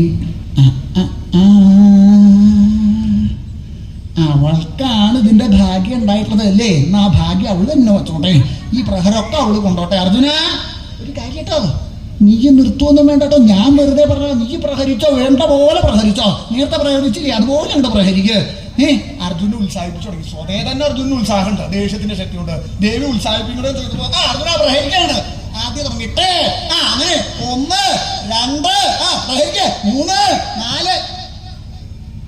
ചിലപ്പോ അർജുനൻ ഗംഗയെ പ്രഹരിക്കണമെന്ന് വിചാരിച്ചിട്ടൊന്നല്ല, ശിരസിൽ പ്രഹരിക്കാന്ന് വിചാരിച്ച പ്രഹരിക്കുമ്പോ ചിലപ്പോ സ്ഥാനമൊക്കെ മാറി പോകുന്നുണ്ട്. അങ്ങനെ വരുമ്പോ അർജുന അങ്ങനെയല്ല നേരത്തെ പ്രഹരിച്ചില്ല, അവിടെ തന്നെ പ്രഹരിക്കുക. ഓ വേഗാട്ടെ നോക്കി പ്രഹരിക്കുക. അവിടെ നേരത്തെ തന്നെ അങ്ങനെയാവട്ടെ പ്രഹരിക്കുക. 1 2 3. ദേവി ഇങ്ങനെ കിടന്ന് തുള്ളി തുടങ്ങി. ഈ ആദ്യ കണ്ടപ്പോ ഗംഗാദേ ഭഗവതി കുറച്ചു നേരം ഈ പ്രഹരം കൊള്ളണേ. പ്രഹരം കൊള്ളണേക്കാ വൈഷമ്യം വേറൊന്നുമല്ല, പാർവതി തുള്ളണത് കാണുമ്പോഴാണ്. പ്രഹരം കൊള്ളനേലല്ല, പാർവതി ഇങ്ങനെ തുള്ളണത് കാണുമ്പോഴാണ് വൈഷമ്യം. ഇങ്ങനെ എനിക്ക് പ്രഹരം കൊള്ളണത് കണ്ട് സുഖിക്കുകയാണല്ലേ, എന്നെ നേടിയാക്കി തരാമെന്ന് പറഞ്ഞു. വേഗം ഒരിക്കൽ പ്രഹരിച്ചപ്പോ ആ വില്ല് ഗംഗാഭഗവതി വേഗം കയ്യിലേക്ക് കൊണ്ട് വാങ്ങിച്ച് വെള്ളത്തില് അത് കയ്യിൽ വില്ലില്ല. വില്ലിയറിയാതെന്ന് പറഞ്ഞപ്പോ അർജുനും കൊള്ളരുതാത്തവനെ കാട്ടാള കുയ്യ, എനിക്കിപ്പോ വില്ലൊന്നും വേണ്ട നിന്നോട് യുദ്ധം ചെയ്യാനായിട്ടെന്ന് പറഞ്ഞിട്ട് ചാറ്റം കിട്ടി ചെന്ന് കൈകൊണ്ട് അങ്ങോട്ട് ഇറ്റിച്ചു തുടങ്ങി. ഇറ്റിച്ചു തുടങ്ങിയപ്പോ ഭഗവാനും ഇടിക്ക് സുഖമൊക്കെ ഉണ്ട്, ഞാൻ കുറച്ചു നേരം ഇടി കൊള്ളാം, ഭഗവാൻ നിർത്തണമെന്ന് വിചാരിച്ചാൽ എന്നാലും വലിയ ഇതിന്റെ ഇടി സുഖമുള്ളതാണെങ്കിൽ കൊള്ളാന്ന് നിശ്ചയിച്ച് ഇടി കുറച്ച് നേരം ഇടിച്ച് പ്രയോഗിച്ചു തുടങ്ങി. ദ്വന്ദ്വയുദ്ധം പോലെ കൈയോണ്ട് പ്രയോഗിച്ചു തുടങ്ങി. അങ്ങനെ ഇടിച്ചു തുടങ്ങി. ഇടിച്ചു കഴിഞ്ഞപ്പോൾ കുറച്ച് കഴിഞ്ഞപ്പോൾ അർജുനൻ കൈ തിരുമ്മി ഭഗവാൻ അപ്പം നിശ്ചയിച്ചു, ഇനി അധികം വേണ്ട, നിർത്താ, ഇനി അധികം ചെയ്യല്ല എന്നുള്ളത്. നിർത്താൻ നിശ്ചയിച്ച് നിർത്താൻ പുറപ്പെട്ടപ്പോഴാണ് അർജുനൻ കൈ തിരുമ്മി അടിച്ചത്. ഇത്രയും അടിയാണ് കൊണ്ടതാണ്. ഇടിക്കല്ല, അടിക്കാ സുഖം. എന്നാ കുറച്ചു നേരം കൂടി ആവാം വിചാരിച്ച് ഇങ്ങനെ കുറച്ചു നേരം ഉണ്ടായി യുദ്ധം. അത് കഴിഞ്ഞ ഭഗവാൻ തോന്നി തന്നെയാണ് നല്ലത്. ഇനിയിപ്പോ അമാന്തിക്കല്ലേ, ഇനി ഇങ്ങോട്ട് അമാന്തിച്ചാൽ നീരാവില്ല. അനുസരിച്ച് വേഗം ചാറ്റി അങ്ങോട്ട് ചെന്ന് അർജുന്റെ 2 കൈയും അങ്ങോട്ട് പിടിച്ച് അർജുനെ മാർത്തിക അങ്ങോട്ട് ചേർത്തു എന്ന് മാത്രമല്ല, ചേർത്തപ്പോ അർജുന്റെ സകല അസ്ഥികൾ മുങ്ങണത് പോലെ അർജുന് തോന്നിയതേ. നാട്ടിലേക്ക് ചേർത്തു. ആ തലയ്ക്ക് വീതം അങ്ങോട്ട് ഒരു കറക്കം അങ്ങോട്ട് കറക്കി ഒരു ഏറങ്ങോട്ട് വന്നില്ലോ. ഏറുന്നത് മാത്രമല്ല, അർജുനൻ ദൂരെ ഒരു ദിക്കിൽ അവിടെ ചെന്ന് ചാട്ടപ്പെട്ട മറിഞ്ഞടിച്ച അവിടെ അങ്ങോട്ട് വീണു മാത്രമല്ല, കുറച്ചു നേരത്തേക്ക് ബോധം തന്നെ ഉണ്ടായില്ല. അഷ്ടിച്ച് ബോധം വന്ന് എഴുന്നേറ്റ് നോക്കിയപ്പോ തമിഴനോ ഇല്ലാണ്ട് അവിടെ ഇങ്ങനെ കിടക്കുക. അവിടുന്ന് ഒരടി അനങ്ങാൻ പോലും സാധിക്കില്ല അർജുനൻ, എഴുന്നേൽക്കാൻ പോലും സാധിക്കില്ല. അവിടെ ഇരുന്നുകൊണ്ട് അവിടത്തെ സേവിക്കാൻ പുറപ്പെടുന്നുണ്ട്. ഈ നിസാരനായിരിക്കുന്ന കാട്ടാളിനോട് പരാജയപ്പെടുകയാണല്ലോ ഞാൻ ചെയ്യുന്നത്. അടിയന്റെ പ്രാണങ്ങളെ തോട് കൂടിയിട്ട് അങ്ങനെ കളയാണ്. ഈ അടിയന് ജീവിക്കാനായിട്ട് മോഹല്ലേ പ്രാണങ്ങളെ കളയണു എന്ന് പറഞ്ഞ് ഏതായാലും പ്രാണങ്ങളെ രക്ഷിക്കുകയാണല്ലോ, ആ ഭഗവാനെ ഒന്ന് സേവിക്കുക നിശ്ചയിച്ച് വേഗം കൈകൊണ്ട് അവിടെ ഉണ്ടായ മണ്ണൊക്കെ അങ്ങോട്ട് തടുത്തു കൂട്ടി. എഴുന്നേക്കാനൊന്നും സാധിക്കില്ല. ആ കൈകൊണ്ട് സാധിക്കണത് പോലെ മണ്ണ് തടുത്തു കൂട്ടി ഒരു ശിവലിംഗത്തിന്റെ രൂപം ഒരു ഉണ്ടാക്കിയെന്ന് മാത്രമല്ല, കൈകൊണ്ട് ഇങ്ങനെ തപ്പുക. പൂക്കൾ അവിടെ ഉണ്ടല്ലോ, അനവധി പൂ താൻ തന്നെ പ്രയോഗിച്ച് അനവധി പൂക്കൾ അവിടെ ഇടേണ്ടായിട്ടുണ്ട്. അതുകൊണ്ട് ആ പൂക്കളൊക്കെ കൈകൊണ്ട് തപ്പി പൂക്കൾ കയ്യിലെടുത്ത് ഓരോന്നായിട്ട് ആ ശിവലിംഗത്തും ഇങ്ങനെ പൂവായാലും വേണ്ടി ഇലയായാലും വേണ്ടി ആ ശിവലിംഗത്തുമ്മ ഇങ്ങനെ അർച്ചിച്ച് തുടങ്ങിയ സമയത്ത് ഈ പൂവ് അങ്ങോട്ട് ഇട്ടാൽ പൂവ് വീണ് മുഴുവൻ താട്ടാളുടെ തലക്കലാ. എന്താ ഇട്ടാലും വേണ്ടിയാ, പൂവായാലും വേണ്ടിയ ഇലയല്ലേ, എന്ത് ശിവലിംഗത്തും ഇട്ടാലും വേണ്ടിയ കാട്ടാളുടെ തലയിലായി കൊണ്ട് വീണു. അത് കാണുമ്പോൾ അർജുനൻ ഇങ്ങനെ ആദ്യമായിട്ട് നിർത്തൂലോ ഞാൻ അവിടത്തെ ദേവിക്കാൻ പുറപ്പെടുന്നത്. അവിടത്തെ കർച്ചയ്ക്ക് പൂവ് മുഴുവൻ ഈ കാട്ടാളുടെ തിരിച്ചുകളാണല്ലോ വീണത് എന്നാണ് തോന്നിയതേ. അത് കഴിഞ്ഞപ്പോ ആ കാട്ടാളിനെയും കാട്ടാളത്തിയായിട്ടും കണ്ട ദിക്കില് ഭഗവാനെയും പാർവതി ദേവി അങ്ങനെ കണ്ടു. അത് കണ്ടപ്പോഴാണ് അർജുന് പരമാർത്ഥം എന്താന്ന് മനസ്സിലായത്. സ്വാമി അവിടുത്തെ തൃപ്പാദങ്ങളിൽ അരിയൻ ശരണം പ്രാപികളെ, അരിയൻ അറിയാതെയായിട്ട് പ്രവർത്തിക്കുകയാണല്ലോ. അവിടുത്തെ പരമാർത്ഥ അരിയന് മനസ്സിലാക്കാൻ സാധിച്ചില്ലല്ലോ. ശിവരമേശ്വര അവിടെ നിന്ന് രക്ഷിക്കേ കൊണ്ട് ഭഗവാനെ സ്മരിച്ചു. ഭഗവാന്റെ ആ പ്രഭാതത്തിന്റെ തന്റെ അമ്മ തന്നെ അങ്ങടെ അർപ്പിച്ചു. ആ സമയത്ത് അഹങ്കാരം മുഴുവനും ഇല്ലാതെ കണ്ടായി. അഹങ്കാരം ഇല്ലാതെ കണ്ടാവുമ്പോഴാണ് ആരായാലും ഇല്ല ഭഗവാങ്കലേക്ക് കിടക്കുക. ഭഗവാന്റെ ഭരിക്കാൻ പുറപ്പെടുമ്പോൾ മനസ്സിൽ അഹങ്കാരം ഉണ്ടായിട്ട് പുറപ്പെട്ടു, അതുകൊണ്ട് പ്രയോജനമില്ല. ഇവിടെ അഹങ്കാരം മുഴുവൻ ഇല്ലാതെ കണ്ടായി അർജുനെ. അതോട് കൂടിയിട്ട് ഭഗവാങ്കലേക്ക് തോന്നും. ആ സമയത്ത് ഭഗവാൻ ഇങ്ങോട്ട് വന്നു. അതാണ് ഭഗവാന്റെ വിശേഷവും. ഭക്തന് ഭഗവാന്റെ സമീപത്തിലേക്ക് ചെല്ലാൻ സാധിക്കില്ല എന്ന് വന്നാൽ ഭഗവാൻ ഇങ്ങോട്ട് വരും. അങ്ങനെ ഭഗവാൻ ഇവിടെ വന്നു എന്ന് മാത്രമല്ല, അർജുനെ കേമായിട്ട് എഴുന്നേൽപ്പിച്ച് ഭംഗിയായിട്ട് നമ്മൾ അർജുനം ചെയ്തു. ഇങ്ങനെ അർജുനെ പോലെ ഭാഗ്യം ചെയ്തിട്ടുള്ള ഒരാള് വേറെ ഇല്ലവോ. ആ ഭഗവാന്റെ ആ കൂട്ടയുണ്ടായി ഭഗവാന്റെ ഒരു ആലിംഗനം ഉണ്ടാവുക എന്ന് പറഞ്ഞാൽ ആർക്കാ സാധിക്കുന്നത്? ഇങ്ങനെ അർജുനെ പോലെ ഭാഗ്യമുള്ള ഒരാൾ വേണ്ടില്ല. ആലിംഗനം ചെയ്തതിന്റെ ശേഷം ആ ആയുധങ്ങൾ മുഴുവൻ തിരിച്ചു കൊടുക്കണ്ടായി. അതിന്റെ ശേഷം ഇതിപ്പോ എന്തിനാ പുറപ്പെട്ടത്? ആ പാശുപതം സമ്പാദിക്കണമെന്ന് വിചാരിച്ചിട്ടാണല്ലോ. അത് ഞാൻ എനിക്ക് തരുന്നുണ്ട്. ആ പാശുപതാസ്ത്രത്തെ സമന്ത്രമാകുമെണ്ണം മന്ത്രത്തോട് കൂടിട്ടാ, അല്ലാതെ കണ്ട് കൊടുത്താൽ ഇത് പ്രയോഗിച്ച് പ്രതിസംഹരിക്കാൻ സാധിക്കും. എന്തെങ്കിലും ഒരിക്കൽ പ്രതിസംഹരിക്കേണ്ടത് വന്നാൽ അത് സാധിക്കില്ല. അപ്പോ മന്ത്രത്തോട് കൂടിയിട്ട് ആ പാശുപതാസ്ത്രം അർജുനെ അങ്ങോട്ട് കൊടുത്ത അർജുനെ അനുഗ്രഹിച്ചല്ലോ. അർജുന ഈ ആയുധം പ്രയോഗിക്കുന്ന സമയത്ത് ശ്രദ്ധിച്ചു വേണം പ്രയോഗിക്കാനായിട്ട്. വേറെ ഒന്നുമല്ല, നമുക്കിപ്പോ ആ ഭീഷ്മരെ ദ്രോണരെ തുടങ്ങിയിരിക്കുന്ന ഭഗവാനികളായിട്ട് അവരോട് യുദ്ധം ചെയ്യുന്ന സമയത്തുകൾ പ്രയോഗിക്കാനായിട്ടല്ലേ അസ്ത്രം. അങ്ങനെ അവരുടെ നാശത്തിന് മാത്രമല്ല, ഇത് പ്രയോഗിച്ചാൽ അത് വലിയ ലോകത്തിന്റെ മുഴുവൻ നാശം ഉണ്ടാവാൻ സാധ്യതയുണ്ട്. അതുകൊണ്ട് നീ ശക്തിക്ക് വേണം പ്രയോഗിക്കാനായിട്ട് എന്ന് പറഞ്ഞുകൊണ്ട് ശുഭദത്തെ അർജുനായിട്ട് അവർ കൊടുത്തുല്ലോ. അർജുനാണെങ്കിലോ അധികം സന്തോഷമാവാൻ ഇല്ല. താൻ ഭഗവാനെ സേവിക്കാൻ പുറപ്പെട്ട് ഭഗവാനെ തപസ് ചെയ്ത് ഭഗവാന്റെ നിന്നും ആ പദം തനിക്ക് സമ്പാദിച്ചല്ലോ. ഇങ്ങനെ ആ ഭക്തോത്തമനായിരിക്കുന്ന അർജുനൻ ഭഗവാനെ തന്റെ മനസ്സിന് ഭഗവാനെ സ്മരിച്ചുകൊണ്ട് തന്നെ ഭഗവാന്റെ അർപ്പിച്ചുകൊണ്ട് ഭഗവാന്റെ കൃപയെ സ്വീകരിച്ചും കൊണ്ട് എന്താ ആ ഭഗവാനെ അഹങ്കാരം ഇല്ലാതെ കൊണ്ട് ആര് തന്നെ പ്രാപിച്ചാലും വേണ്ടില്ല ആ ഭഗവാന്റെ അനുഗ്രഹം അവർക്കുണ്ടാവും. അതാണ് അർജുന്റെ മനസ്സിന് അഹങ്കാരം ഇല്ലാതെ കൊണ്ടാക്കി ഭഗവാൻ ശ്രീപരമേശ്വരൻ അപ്പൊ അർജുനെ അനുഗ്രഹിച്ചല്ലോ.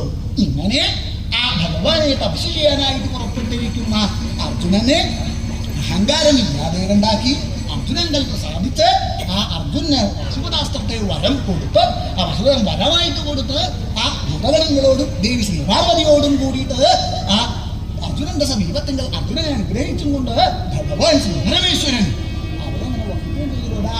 ഇങ്ങനെ ഭക്തവത്സലനായിരിക്കുന്ന യാതൊരു ഭഗവാൻ ശ്രീ പരമേശ്വരന്റെ പരമഭക്തനായിരിക്കുന്ന അർജുനനോ ഭഗവാങ്കൽ നിന്ന് പാശുപതാസ്ത്രത്തെ സമ്പാദിച്ച് ഭഗവാൻ ശ്രീപരമേശ്വരന്റെ കൃപാകടാക്ഷങ്ങളെ സ്വീകരിച്ചും കൊണ്ട് ആരോടെ വർത്തിച്ചത് പ്രകാരമെല്ലാം ഇരിക്കുന്ന ഭഗവാൻ ശ്രീപരമേശ്വരൻ